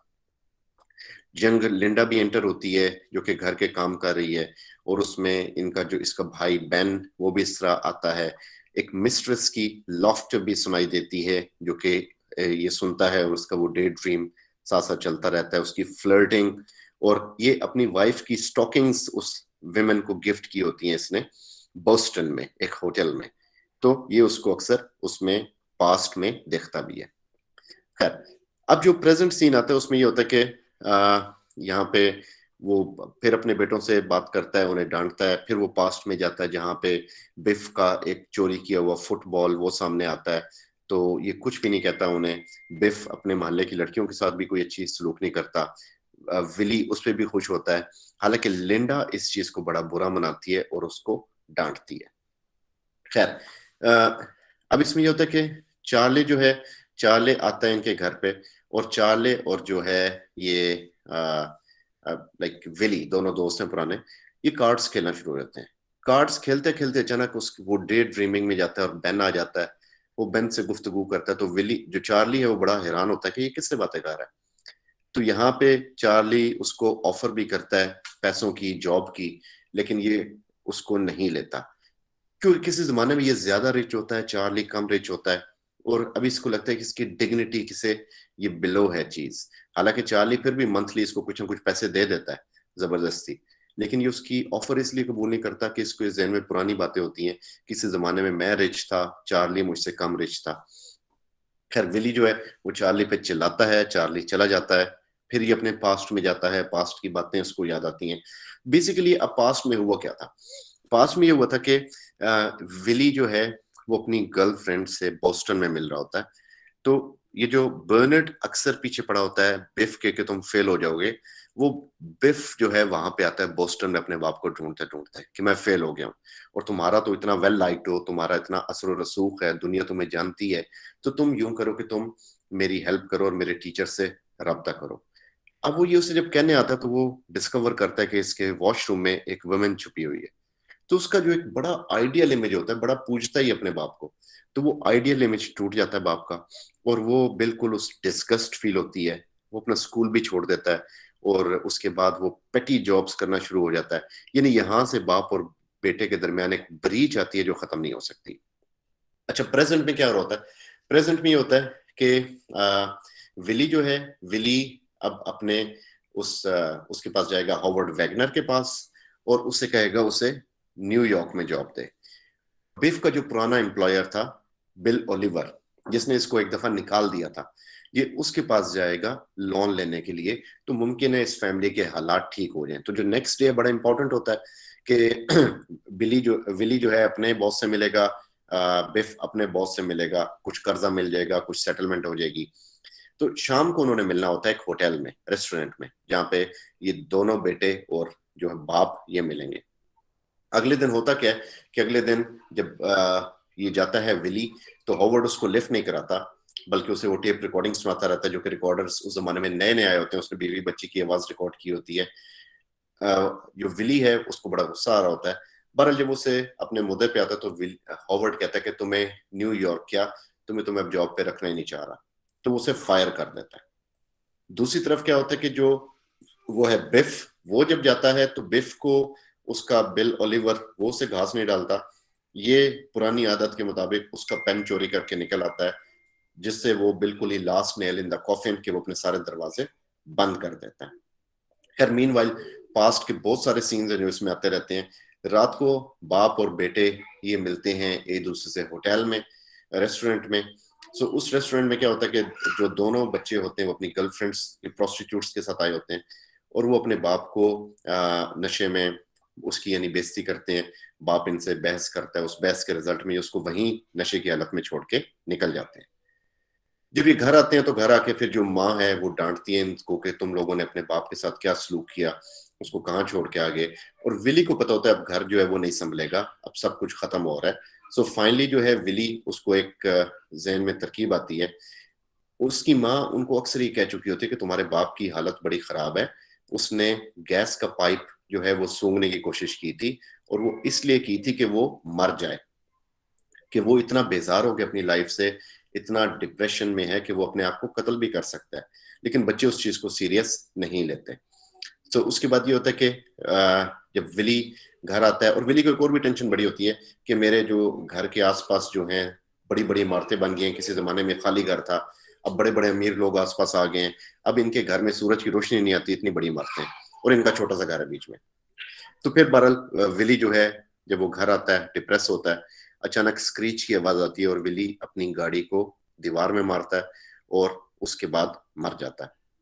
ये जो काम उसने किया होता है इस बार फर्स्ट टाइम उसने जान के किया होता है कि वो जो 20,000 की डॉलर की लाइफ इंश्योरेंस मनी है वो इसकी वाइफ को मिले। और फिर उसकी वाइफ जो है बड़ा एक जबरदस्त किस्म का उसका डायलॉग होता है कि यानी she begins to sob and says we are free, and यानी फ्री मीन्स कि ये जो इस घर की किस्तें थी आज हमने सारी किस्तें दे दी हैं, यानी अपने बंदे को रोते हुए कह रही होती है, याद करते हुए कि आज मैंने इस घर की सारी किस्तें उतार दी हैं, आखिरी इंस्टॉलमेंट भी दे दी, अब ये घर हमारा हो चुका है, लेकिन अब क्या फायदा इस घर का जिसमें तुम ही नहीं। तो खैर उसके मरने के बाद ये होता है कि किसी हद तक इनकी जिंदगी आसान हो जाती है, जो कि हमें इसमें नहीं दिखाया गया, वो बात की बातें हैं। सो ये दिखाया गया कि एक एवरेज मैन की, सो ये एक डोमेस्टिक ट्रेजेडी है। और ये जो है ना इसको कोट किया गया रेमंड विलियम के हवाले से। रेमंड विलियम ट्रेजेडी के कॉन्सेप्ट में कहता है कि ट्रेजेडी के कॉन्सेप्ट चेंज होते हैं, ये नहीं कि अब एक बड़े इंसान की ट्रेजेडी है, एक आम बंदे की ट्रेजेडी भी इक्वल ट्रेजेडी है। तो death of a salesman is the kind of domestic tragedy. American dream एक थीम है जो मैंने डिफाइन किया। फिर अबंडनमेंट के छोड़ देना, एक को डिजर्ट कर देना, तो इसमें देखते हैं कि जिस तरह बेटे बाप को डिजर्ट कर देते हैं, उसे अबंडन कर देते हैं, और बिट्रेयल दिखाई गई इसमें। और एक और चीज इसमें बताना भूल गया कि चार्ली तो सक्सेसफुल हुआ ही हुआ, उसका बेटा बर्नर्ड वो एक बहुत बड़ा इंपॉर्टेंट वकील बन जाता है, और उसकी वजह से इसको ज्यादा गुस्सा आता है कि मैं किसी जमाने बड़ा मशहूर था, मेरे बेटे मशहूर थे, मैं वेल लाइक पे ही रहा, और जो हार्ड वर्किंग लोग थे आज वो हमसे आगे निकल गए। पर्सनैलिटी का बिट्रेयल दिखाया गया कि जिसमें एक सिचुएशन ने बिट्रे किया एक बंदे को, हालात ने बिट्रे किया कि जिस तरह पैट्रियट इनटू ट्रेटर, इसी तरह ये विली लोमैन कहाँ पे था कहाँ पे आ गया। पर्सनैलिटी कल्ट दिखाया गया कि किस हद तक जो पर्सनैलिटी जो है उसके अंदर मुख्तलिफ किस्म की एक इश्यूज पाए जा रहे हैं। नेचुरल एंड आर्टिफिशियल वर्ड दिखाई गई कि एक वर्ड वो है जो कि नेचुरल है, जो कि किसी जमाने में थी, अब एक आर्टिफिशियल लाइफ है जहाँ पे ये रह रहा है, जिसके आसपास सराउंडिंग्स में बड़ी बड़ी इमारतें हैं, और ऑल्सो एक दुनिया वो जिसमें ये रहता है और एक दुनिया वो जिसमें ये डे ड्रीमिंग में रहता है। क्रुएलिटी ऑफ कैपिटलिज्म वो दिखाई गई कि कैपिटलिज्म जो है वो किस तरह एक छोटे बंदे को खा जाता है, एक गरीब इंसान गरीब से गरीब तर होता है। फादर्स एंड सन्स का दिखाया गया इसमें रिलेशन कि कितना एक एंटागोनिस्टिक किस्म का एक स्प्लिट किस्म का रिलेशन है। illusions and reality कि he spends most of his time in daydreaming। Pride दिखाया गया कि जो प्राइड इतना ज्यादा अभी तक इसके अंदर है कि वो मजबूर है कि चार्ली के आगे हाथ नहीं फैलाता, या वो उसके बेटे को सराह नहीं सकता क्योंकि उसका बेटा किसी जमाने में विली के बेटे का फुटबॉल का हेलमेट उठाया करता था। आज वो एक बड़ा लॉयर है और फ्लाइट्स पे जाता है केस लड़ने के लिए, और इसका बेटा नथिंग गुड फॉर नथिंग है। लाइज और डिसीट्स हैं इसमें कि जो इन्होंने अपने आप को दिए हुए थे कि एक टाइम आएगा चीजें बेहतर हो जाएंगी, लेकिन वो चीजें बेहतर नहीं होती। अब इसमें हमारे पास सिंबल्स हैं। रबर होज जो है, जो जिससे वो ये सूंघता है जिसको, इसलिए कि ये अपनी जान दे सके, वो सिंबल है उस सुसाइडल एम्बिशन का, एम का, जो कि इसके साथ मूव करता है और वो उसको उसके साथ साथ चलता है। प्लस फिर स्टॉकिंग्स जो हैं, जो लिंडा की होती हैं और विली अपने फ्रेंड को, अपनी गर्लफ्रेंड को देता है, तो वो इनफाइडेलिटी का सिंबल है। सीड्स जो वो बोता है अपने वहां पे, वो एक होप का सिंबल है कि काश यहाँ पे दरख्त निकल आए, लेकिन उधर धूप ही नहीं पड़ती तो दरख्त क्या निकलेंगे। फ्लूट जो बजती है वो सिंबल है डे ड्रीमिंग का, कि जब फ्लूट बजती है तो वो डे ड्रीमिंग में होता है। डायमंड्स जो कि बेन कमा के लाता है और अमीर हो जाता है, वो रिचेस का सिंबल है कि अगर हार्ड वर्क करोगे तो अमीर होगे। और जंगल जिसमें बेन जाता है और वापस आता है तो अमीर होता है, यानी African jungle, that is the symbol of success, कि सक्सेस हासिल करोगे। खैर यहाँ पे बेसिकली यहाँ पे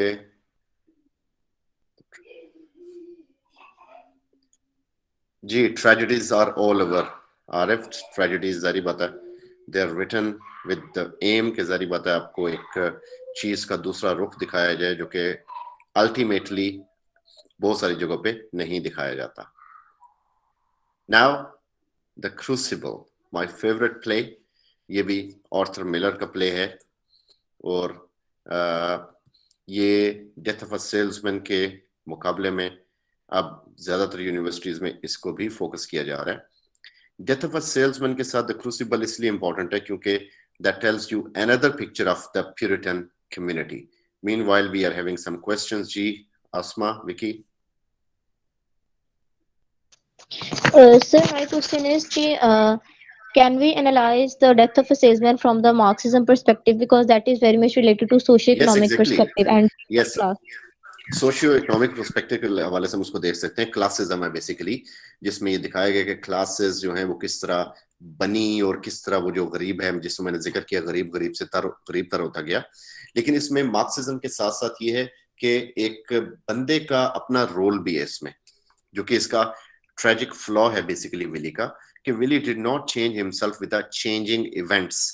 वो अपने आप को उसने स्ट्रिक्टली बाउंड किया अपने पुराने ख्यालात के साथ, जो कि उसकी ट्रेजेडी का बायस बना। लेकिन definitely Marxism revolves around most of the literary works. Okay जी, द क्रूसिबल। ये जो क्रूसिबल है ना, बेसिकली ये होता है आयरन सम कंटेनर जिसमें कुछ चीजों को डाल के आग पे रखा जाता है और प्रेशर से चेक किया जाता है कि यानी that is basically an acid test, कि किस हद तक वो प्रेशर को बर्दाश्त कर सकती हैं चीजें, यानी उसके अंदर जो इंग्रेडिएंट्स हैं बेसिकली। सो ये बेसिकली उसी प्रेशर को सिंबलाइज किया गया है सोसाइटी के ऊपर, कि सोसाइटी को जो एक इंतहाई प्रेशर में डाल के एक जस्टिस के तरीके से गुजारा जाता है, उनकी नर्व्स को टेस्ट किया जाता है बेसिकली। अब क्रूसिबल को पढ़ने से पहले या समरी को पढ़ने से पहले कुछ चीजें बहुत इंपॉर्टेंट हैं। वो ये कि सबसे पहले ये जो थे प्यूरिटन्स, जब ये वहां से आए इंग्लैंड से, ये अमेरिका में आए और उस जगह को न्यू इंग्लैंड का नाम दिया गया। न्यू इंग्लैंड में सैलम, मैसाचुसेट्स, बोस्टन, ये सारे एरियाज आते हैं। सो ये स्टोरी है सैलम की 1592 की। ये वो टाइम है जिसमें विच क्राफ्ट को बड़ा एक जोर मिला, और अक्सर मूवीज जो आप देखते हैं हॉरर, उसमें सैलम विचेस का जिक्र बड़ा होता है। तो ये सैलम विचेस वही हैं जो कि इस टाइम के अंदर हमें दिखाई जा रही हैं। यहाँ पे this is not only about Salam और विच क्राफ्ट, ये जो स्टोरी है ये दो तरह की थीम्स को सामने ला रही है। एक तो 1592 का विच क्राफ्ट जो इसमें दिखाया गया, और फिर इसमें हमें दिखाया गया कि किस तरह जो है जो कम्युनिस्ट जो थे उनके खिलाफ एक क्रैक डाउन किया गया। तो ये दोनों चीजें इसके अंदर है। अब प्यूरिटन्स क्या करते थे? प्यूरिटन्स ने बेसिकली इंग्लैंड से जब यहाँ पे आए, उन्होंने आके जो यहाँ के लोकल लोग थे, यानी जिनको रेड इंडियंस कहा जाता है, उन पे अटैक किया, उन्हें अपने काबू किया, और उसके बाद जो उनकी बात मान गए उन्हें क्रिश्चियन किया, जो नहीं माने उनको भगा दिया या मार दिया, और उनकी जमीनों को काबू कर लिया। अब इस प्ले में भी ऐसा हुआ कि इससे पास्ट में जब उनकी जमीनों को काबू किया गया, वो जो लोग थे वो अपनी जान बचाने के लिए जंगल में चले गए। तो चूंकि वो क्रिश्चियन नहीं थे तो ये कहते थे उन पे डेवल का असर है, और जो जंगल है वो डेवल के रहने की जगह है। सो जंगल की तरफ जाना किसी को अलाउ नहीं होता। डांसिंग बिल्कुल अलाउ नहीं होती, कोड़े पड़ते हैं, म्यूजिक अलाउ नहीं होता, एंटरटेनमेंट अलाउ नहीं होती, किताब नहीं पढ़ सकते आप, नॉवल रीडिंग नहीं है, थिएटर नहीं है, मैरी मेकिंग नहीं है, यानी, और चर्च में नहीं जाते तो आपके ऊपर बहुत सारे इल्जामात लगते हैं, गुनाह मिलता है आपको, लोगों के, यानी लोग आपको बुरा समझते हैं। यानी इस हद तक छोटी छोटी जो एंटरटेनमेंट थी, जिस तरह इंग्लैंड में इन्होंने कोशिश की, उसी तरह उन्होंने यहाँ पे भी बैन रखी हुई थी।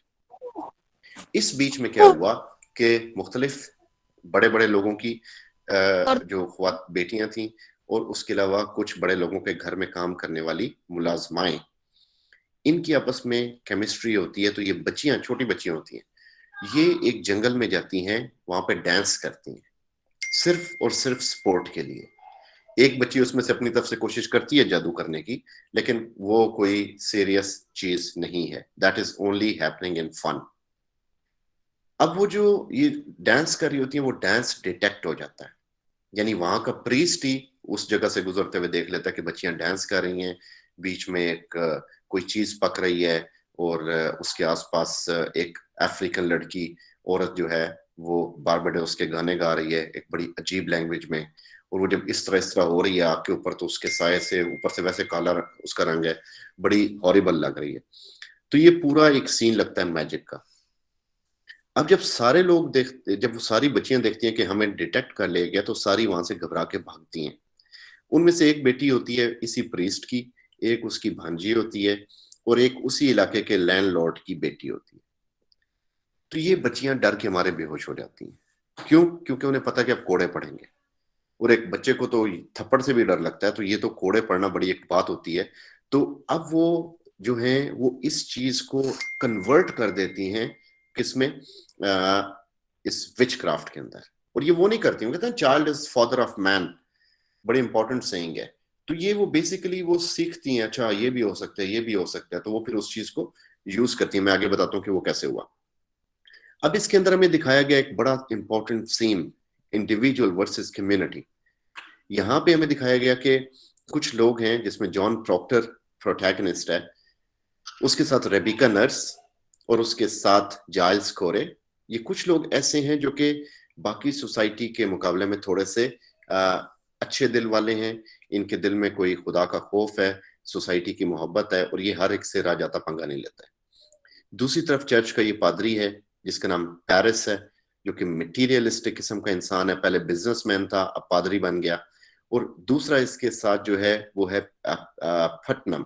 सो पटनम जो है वो इस इलाके का एक तरह से डॉन है, यानी बहुत बड़ा रिच इंसान है, बहुत पैसा है उसके पास, बहुत ज्यादा जमीनें हैं, कई जमीनें उसने हथियाई लोगों से फॉल्स क्लेम करके, क्योंकि कागजात तो थे नहीं, रेड इंडियन से छीनी हुई जमीनें थी। अब इनके पीछे क्या इशू चल रहा है कि जो थॉमस पटनम था, उसके साले ने यहाँ पे, जहाँ पे पेरिस अब रेक्टर है, चर्च का पादरी है, उसने पादरी बनना था। तो वोटिंग में उसको पादरी नहीं बनाया गया, बल्कि उसकी जगह किसी और को पादरी बना दिया गया। तो पटनम ने क्या किया, उस पे इल्जामात लगवा दिए कि इसने पैसे खाए हुए हैं, और उसको जेल में डलवा दिया। और उसके बाद फिर ये हुआ कि सोसाइटी के एक बड़े तबके ने उसके साले को फिर भी नहीं बनने दिया पादरी, तो उसकी जगह पे पेरिस आ गया। अब किसी हद तक उसकी खुन्नस पेरिस से भी है, लेकिन काफी उनके जो मफादात मिलते हैं। लेकिन वो जो फ्रैक्शन था, वो फ्रैक्शन कौन सा था? जॉन प्रॉक्टर, रेबिका नर्स, जिनकी सोसाइटी में बड़ी इज्जत थी, लोग उन्हें मानते थे। पटनम इसलिए उनके खिलाफ है। जाइल्स कोरे के इसलिए खिलाफ है कि जाइल्स कोरे भी इसके मुकाबले का जमींदार है, उसके पास भी काफी जमीन है, जिससे ये अक्सर आर्ग्यू करता है, और इन दोनों के आपस में कोर्ट केसेस चलते रहते हैं। यहां से ये स्टोरी ओपन होती है। अब इसमें जब वो डांसिंग होती है तो पेरिस जब देखता है, और उसके बाद जो है वो उसको आता है घर पे, छोटी छोटी बच्चियां हैं, वो अपनी तरफ से कुछ भी कहती हैं, उस इलाके में मशहूर हो जाता है कि विच क्राफ्ट हुआ। अब पेरिस को ये डर होता है कि मैं बड़ी मुश्किल से यहाँ पादरी बनाऊं, ये पता लगा कि मेरे घर में विच क्राफ्ट हो रहा है तो लोग मुझे उठा के बाहर फेंक देंगे। वो तो बड़ा डरता है इस चीज से। अब उसका घर होता है चर्च के ऊपर, नीचे चर्च के अंदर लोग आते हैं इबादत के लिए, तो वहां पे लोग इकट्ठे हो जाते हैं, वो पूछना चाहते हैं कि यहाँ पे क्या हुआ। एबिगेल विलियम जो इसकी भांजी है, जो कि एक तरह से एक मेन कैरेक्टर भी है, वो उसको बताती है कि हमने सिर्फ डांस किया है, हमने और कुछ भी नहीं किया, उसके लिए हमें कोड़े मारने हैं तो मार लो। मसला ये होता है कि इसकी बेटी अपनी जो है बेटी, वो भी नहीं उठ रही, और वहां पटनम की बेटी भी बेहिस हरकत पड़ी है। हुआ इन दोनों को कुछ नहीं है, ये सिर्फ खौफ से बेहोश हो गई और खौफ से बुखार हो गया। ये समझा जाता है कि इनको विच क्राफ्ट हो गया और ये उस वजह से उठ नहीं पा रही, विच का इन पे असर हो चुका है। खैर, पेरिस जो है वो अपने क्राउड को काम डाउन करने के लिए नीचे जाता है। एबिगेल पीछे लड़कियों को कहती है कि कोई भी यहाँ पे विच क्राफ्ट का नाम नहीं लेगा, और जितना हमने बताया कि हमने सिर्फ डांस किया, इससे ज्यादा कोई एक्सेप्ट नहीं करेगा, क्योंकि इतना मैं कर चुकी हूँ। अगर इससे ज्यादा किसी ने कोई बात की तो मैं उसको मार दूंगी। बड़ा उसे यानी थोड़ी बड़ी होती है उनमें, तो वो सारे उसकी बात को मानते हैं। मीनवाइल प्रॉक्टर आता है वहां पे ये सारे मसाइल को सुन के। अब प्रॉक्टर और एबिगेल का पहले अफेयर रह चुका था। एबिगेल उसके घर के जमाने में काम करती थी और ये उसके साथ सेट हो गई। तो उसकी जो वाइफ है प्रॉक्टर की, उसने जब इसको सुना, इस बात को देखा, तो तब से एबिगेल को निकाल दिया। यानी 6-7 महीने हो चुके हैं कि उसने उसको निकाल दिया अपने घर से। अब एबिगेल को कोई अपने घर काम नहीं देता, और प्रॉक्टर की वाइफ अभी तक उस पे एक तरह से कोल्ड एटीट्यूड रखे हुए है, उससे सही मुंह बात नहीं करती, और प्रॉक्टर के अंदर बड़ा गिल्ट है इस चीज का। अब ये याद रखिएगा कि उस सोसाइटी में इन लोगों ने आपस में इस तरह के फिजिकल इलिसिट रिलेशंस रखे, जिस सोसाइटी में डांस करना, म्यूजिक भी अलाउ नहीं है। तो ये कितना घिनौना जुर्म होगा उनके लिए। खैर, ये राज ये दुबई बैठे थे, तो ये हुआ कि जो बेटी, अब बेटी जो है वो बैठी सुन रही है, क्योंकि कोई औरत आती थी, ये मिसेस पटम कहती थी क्या ये उड़ी है, कितना ऊंचा उड़ी है, क्या इसने चिल्लाया, क्या डेवल का नाम सुन के ये इसने कान पे हाथ रखे। अब वो सारी बच्चियां ये सुन रही हैं कि जब भी डेवल होता है तो क्या क्या लोगों के ऊपर असरात होते हैं। तो यहाँ पे मीनवाइल प्रॉक्टर और पेरिस इनके दरमियान आर्ग्यूमेंट भी होता है, जाइल्स कोरे भी होता है, वहां पे रेबिका नर्स भी आती है, यानी सारे मेन कैरेक्टर वहां पे एक्सपोज हो जाते हैं। यहाँ पे पता चलता है कि रेवरेंड हेल को बुलाया गया, वो आके तस्दीक करेगा कि विच क्राफ्ट है या नहीं है, तब उसके बाद हम इसको ओपन करेंगे। अभी फिलहाल इलाके में चहमुगलियां हो रही हैं, थोड़ा सा लोगों को रूमर्स फैल रही हैं। प्रॉक्टर जो है चला जाता है, हेल उसके बाद एबिगेल और बाकी लड़कियों से क्वेश्चनिंग करता है, और वहां पे फिर टिट्यूबा को बुलाया जाता है। टिट्यूबा अब उनकी मेड सर्वेंट है, यानी गुलाम है, यानी उसे परचेज किया हुआ है, बारबाडोस से पेरिस साथ लेके आया था। अब वो काली है और उसको पता है कि जनाब इस घर में मक्खी भी मरेगी तो इल्जाम मेरे ऊपर आएगा, तो ये तो बहुत बड़ी बात होगी। और उसके ऊपर ये चूंकि उससे फिर क्वेश्चनिंग शुरू कर देते हैं, क्वेश्चनिंग बड़ी हार्ड होती जाती है, और ये होता है जी कि अच्छा तुम बताओ विच क्राफ्ट था तो या नहीं था, तुम्हें कोड़े पड़ेंगे, तुम्हें मारा जाएगा, तुम्हें कत्ल कर दिया जाएगा, तुम्हें फांसी पे लटका दिया जाएगा। वो जनाब डर जाती है। अच्छा वो अब उस ये होता है कि तुम बताओ कि तुम्हारे उस डेवल के साथ कौन था, किसने तुम्हें मजबूर किया कि तुम इस तरह करो। अच्छा यहाँ से बच्चियों को भी पता लगता है और इसको पता लगता है कि हमें थोड़ा सा बचने का मौका मिल रहा है। अगर हम मान जाएं कि हम डेवल के असर में थे तो शायद हमें कोड़े भी ना पड़े, अभी तो कोड़े ही पड़ेंगे ना, तो शायद हमें कोड़े भी ना पड़े। तो वो कहता है कि बताओ किस चीज ने तुम्हें फोर्स किया। वो कहते हैं हाँ कुछ ना कुछ नजर आया था। क्या नजर आया था मुझे नहीं पता, लेकिन जो भी है वो आके कहता है पेरिस को मार दो। पेरिस की तरह निकल जाता है अपनी जगह पे कि ये मेरी मुलाजमा क्या कह रही है। वो कहता है जी मैं कहती हूँ कि पेरिस बड़ा अच्छा बंदा है, लेकिन वो कहता है जी पेरिस को कत्ल कर दो। और वो कहता है कौन था, सोचो, सोच के बताओ। अच्छा वो नाम ले लेती है अपने इलाके की उस खातून का जो पागल होती है, ताकि उस पे केस भी होगा, वो इनको नहीं पूछेगी, यानी इल्जाम भी शिफ्ट हो जाएगा और मैं बच भी जाऊंगी और कोई पूछेगा भी नहीं। लो जी, वो नाम लेती है, फॉर एग्जांपल सारा गुड एक खातून है, उसका नाम ले लेती है। तो वो कहते हैं जी लो जी, डेवल का सर ब्रेक हो गया, शुक्र अल्हम्दुलिल्लाह, इसने मान लिया, अब हमें पता लग गया कि असल कल्प्रेट कौन है। इन्हीं देर में बेटी उठती है और एबिगेल उठती है, कहती है मैं भी कॉन्फेस करना चाहती हूँ, मुझे फलां बंदी ने कहा कि ख्वाब में आके कि मैं डेवल के साथ हो जाऊं। एक और कहती है, तीसरी कहती है, बेटी भी उठती है, वो भी किसी एक का नाम धर देती है। अब ये सारी वो ख्वातीन है जो उस इलाके की कमजोर तरीन ख्वातीन है, कोई फकीर नहीं है, कोई उस इलाके में नशा करके पड़ी रहती है, किसी का कोई घर बार नहीं है, यानी ये उन ख्वातीन के नाम लेते हैं जिनकी वजह से इन पे कोई चेक नहीं हो सकता। रिजल्ट क्या होता है कि ये कहते हैं डेवल का असर खत्म हो गया और इन बच्चियों ने वाकई डेवल के असर में डांस किया और अब इनके ऊपर से डेवल का असर खत्म हो गया। ये सारी बच्चियां बन जाती हैं सरकारी गवाह। अब ये फर्दर बताती हैं कि किस किस ने इन्हें मजबूर किया डेवल के साथ काम करने पे। अच्छा, अब इस बात को एक हफ्ता हो चुका होता है, एक हफ्ते में एक अदालत भी लग चुकी होती है सैलम के अंदर, एक प्रॉपर कोर्ट आ चुकी होती है और ये जो ख्वातीन हैं, ये सारी बच्चियां ये चश्मदीद गवाह बन जाती हैं। वहां पे एबिगेल सॉरी प्रॉक्टर के घर का सीन दिखाया गया, जहाँ पे प्रॉक्टर के घर में एक बड़ी कोल्ड सी सूरत हाल है, उसकी वाइफ उससे नाराज है और वहां पे जो है उनकी मुलाजमा मैरी, वो वहां पे आती है और वो आके बताती है जी कि मैं बेसिकली अब वहां पे मैरी वेरन नाम है उसका, कहती कि मैं वहां पे उनकी कोर्ट की एक मेंबर बन चुकी हूँ, इसलिए मैं घर पे लेट आऊंगी, अब मुझ पे कोई चेक ना रखे या मुझे कोई डांटे ना, पहले तुम लोग मुझे मारते थे, अब मैं एक अथॉरिटेटिव पर्सन हूँ क्योंकि बड़ा हैवी काम कर रहे हैं, बड़ी रिस्पॉन्सिबिलिटी है हमारे नाम पे। तो वो कहते जी के यानी प्रॉक्टर बड़ा हैरान होता है। वो जब उसे फिर किसी बात में मारने लगता है तो कहता है कि मुझे ना मारो, मैंने तुम्हारी वाइफ की जान बचाई है। तो वो कहते हैं कि तुमने इसकी जान कैसे बचाई? कहती है कि इसका नाम भी उन लोगों में आया है जिनके ऊपर इल्जाम है।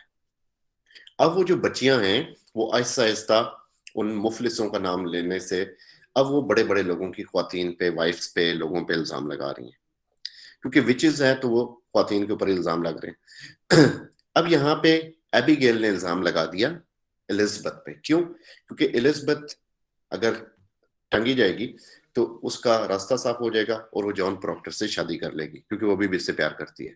प्यार क्या करती है? बेसिकली लस्ट है उसके अंदर, उसके लिए। अच्छा, मैरी जाते हुए एक इसको दे देती है पपेट, कहती है पपेट मैंने तुम्हारे लिए बनाया था, तो मैं तो तुम्हें इतना याद कर रही थी। बरक उसके बाद हेल आता है इनके घर में और वो सारे घरों में जा रहा है देखने के लिए कि इनको रिलीजन का पता या नहीं पता, तो वो इनसे कमांडमेंट सुनता है। जो एलिजबेथ है वो सारी कमांडमेंट सुना देती है, मतलब 7 कमांडमेंट्स हैं क्रिश्चियन की। जब वो इससे सुनता है प्रॉक्टर से, तो वो एक कमांडमेंट मिस करता है और ये होती है वो एडल्ट्री वाली। तो एबी जो वो है एलिजबेथ उसको याद कराती है और वो अंदर से कच्चा भी पड़ जाता है इस बात पे। तो बहरहाल वहां पे जाइल्स कोरे और फ्रांसिस नर्स आते हैं, कहते हैं कि हमारी वाइफ्स को उठा लिया गया। अब कोरे जो है वो उसकी I guess Francis Nurse, yes, Martha Corey, Giles Corey की जो वाइफ होती है मार्था कोरे, कई बंदों को ना मामा बनने का हमें शौक होता है। तो एमी हेल के सामने एक मतलब क्या बैठता है कि मेरी बीवी स्ट्रेंज बुक्स पढ़ती है, जब वो किताबें पढ़ रही होती है तो मैं इबादत नहीं कर सकता, वो किताबें बंद करती है तो मैं इबादत कर लेता हूँ। ये भी कुछ बच्चियां सुन लेती हैं बात।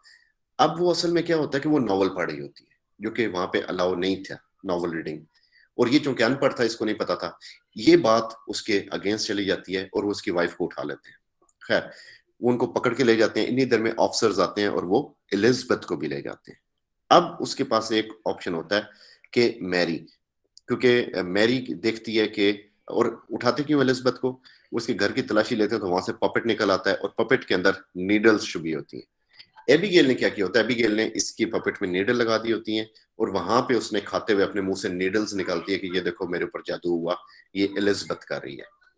तो खैर मैरी को पता होता है कि ये नीडल सेफ्टी के लिए उसने खुद लगाई थी, ताकि ये जैसे हम सुई को धागे के अंदर ये लगा देते हैं नलकी के अंदर। वो कहती है चलो मैं इसकी टेस्टिफाई करूंगी अदालत में जाके। अगले दिन वो कोर्ट में जाते हैं और बहुत सारे लोगों की वो ले जाते हैं रिट साइन करा के, जो ये साबित करते हैं जी, तकरीबन 86 लोग ये कहते हैं कि ये तीनों ख्वातीन बेगुनाह है। वहां पे जाके जो मैरी है वो कोर्ट को पहले बताती है कि लड़कियां झूठ बोल रही हैं, और जब लड़कियों को सामने लाया जाता है तो मैरी डर जाती है और उसके बाद मैरी भी पार्टी बदल लेती है और वो उल्टा इल्जाम एलिजाबेथ और प्रॉक्टर पे लगा देती है। वो जो 86 बंदे होते हैं जिनकी तरफ से ये आया होता है कि ये बेगुनाह है, कोई बंदा बीच में से लुकमा देता है जो कि नहीं चाहता कि ये इनकी बात मानी जाए कि इन 86 बंदों को भी बुलाओ और इनको भी तस्दीक करो। अब यहाँ पे क्या सिलसिला चल रहा होता है कि अगर फॉर एग्जांपल मेरे पे इल्जाम है कि मैं विच क्राफ्ट में इन्वॉल्व हूँ, तो मैं तभी बचूंगा जब मैं किसी का नाम लूंगा। अगर मैंने किसी का नाम लिया तो ये होगा मैं तो बच जाऊंगा, लेकिन वो अगला बेचारा फांसी टंगा जाएगा। अगर मैं नाम नहीं लूंगा तो मेरी मौत आ जाएगी। तो लोग इस तरह आगे से आगे नाम ले जा रहे थे, यानी इतना ज्यादा जो बंदे थे उनको साथ साथ मुकदमे हो ही जा रहे थे, फांसी पे लटकाई जा रहे थे, अन्नेवाह बंदे मारे गए 1692 के सॉरी उस सैलम के टाइम के अंदर। बहरहाल फिर यहाँ पे ये हुआ कि प्रॉक्टर जो है, प्रॉक्टर आके वहां पे जो है इन द एंड जब उसको लगता है कि कोई बात सामने नहीं आ रही, तो वो कहते हैं ये जो हाजन बनी बैठी है ना एबिगेल, ये मेरे साथ इसका अफेयर था और हम बहुत लेवल पे थे। अब इस बात का प्यूरिटन सोसाइटी में बड़ा रोल है। अब उसने अपनी पूरी इज्जत जो है ना उठा के सब सामने रख दी, उसने बता दिया, अपने गुनाह कॉन्फेस कर लिया जिसपे इसको बदतरीन सजा मिल सकती थी।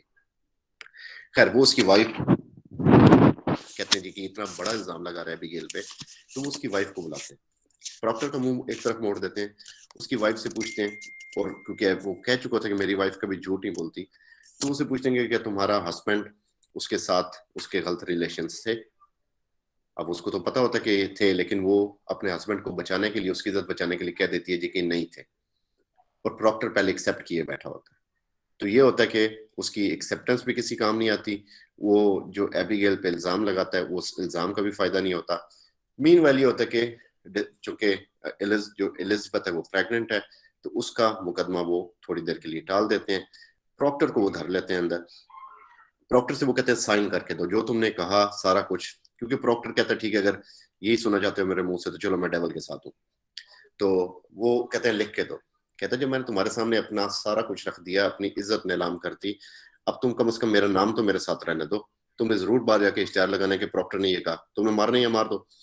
बहरहाल इन द एंड ये होता है कि जाइल्स कोरे जो है जिसके पास इतनी जमीन होती है, वो पुटनम की पूरी कोशिश होती है कि वो अपनी बेटी के जरिए, उसने उसका नाम दिलवाया होता है उसकी वाइफ का, तो वो उसको मार के उसकी जमीन ले ले।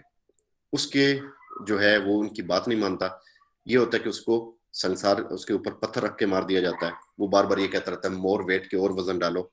इस तरह मारने से ये होगा कि उसकी जमीन उसके बच्चों को ही मिलेगी, किसी और के पास नहीं जाएगी। तो वो ये तरीका एक्सेप्ट कर लेता है।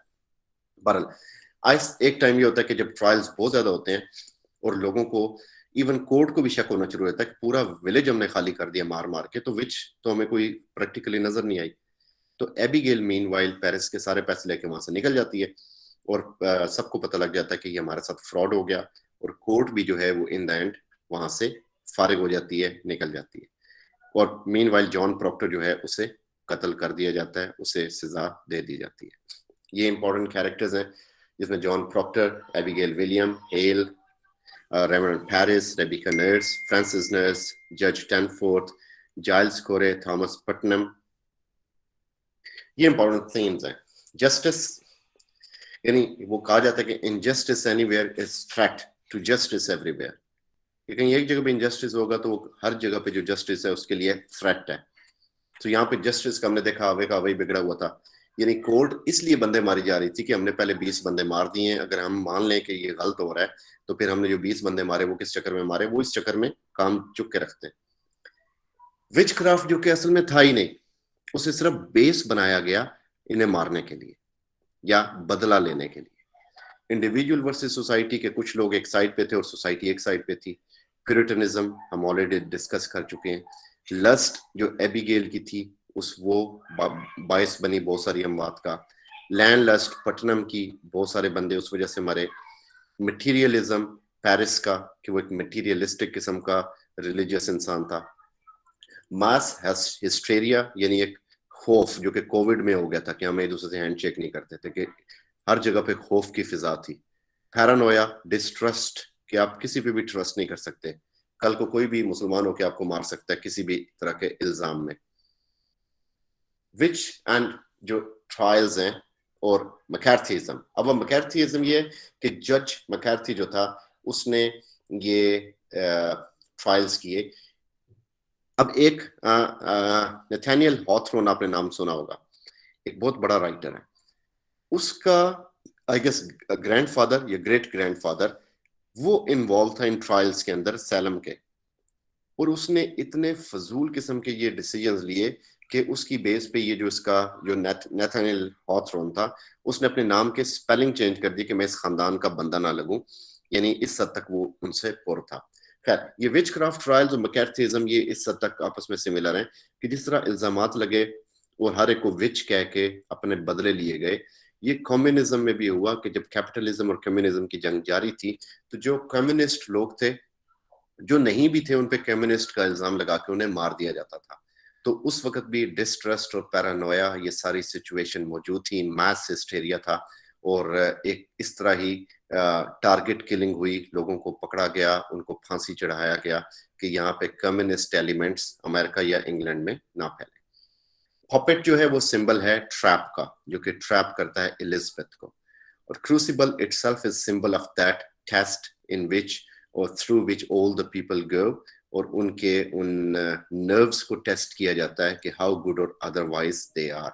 So this was the crucible which was one of the most important plays from American literature.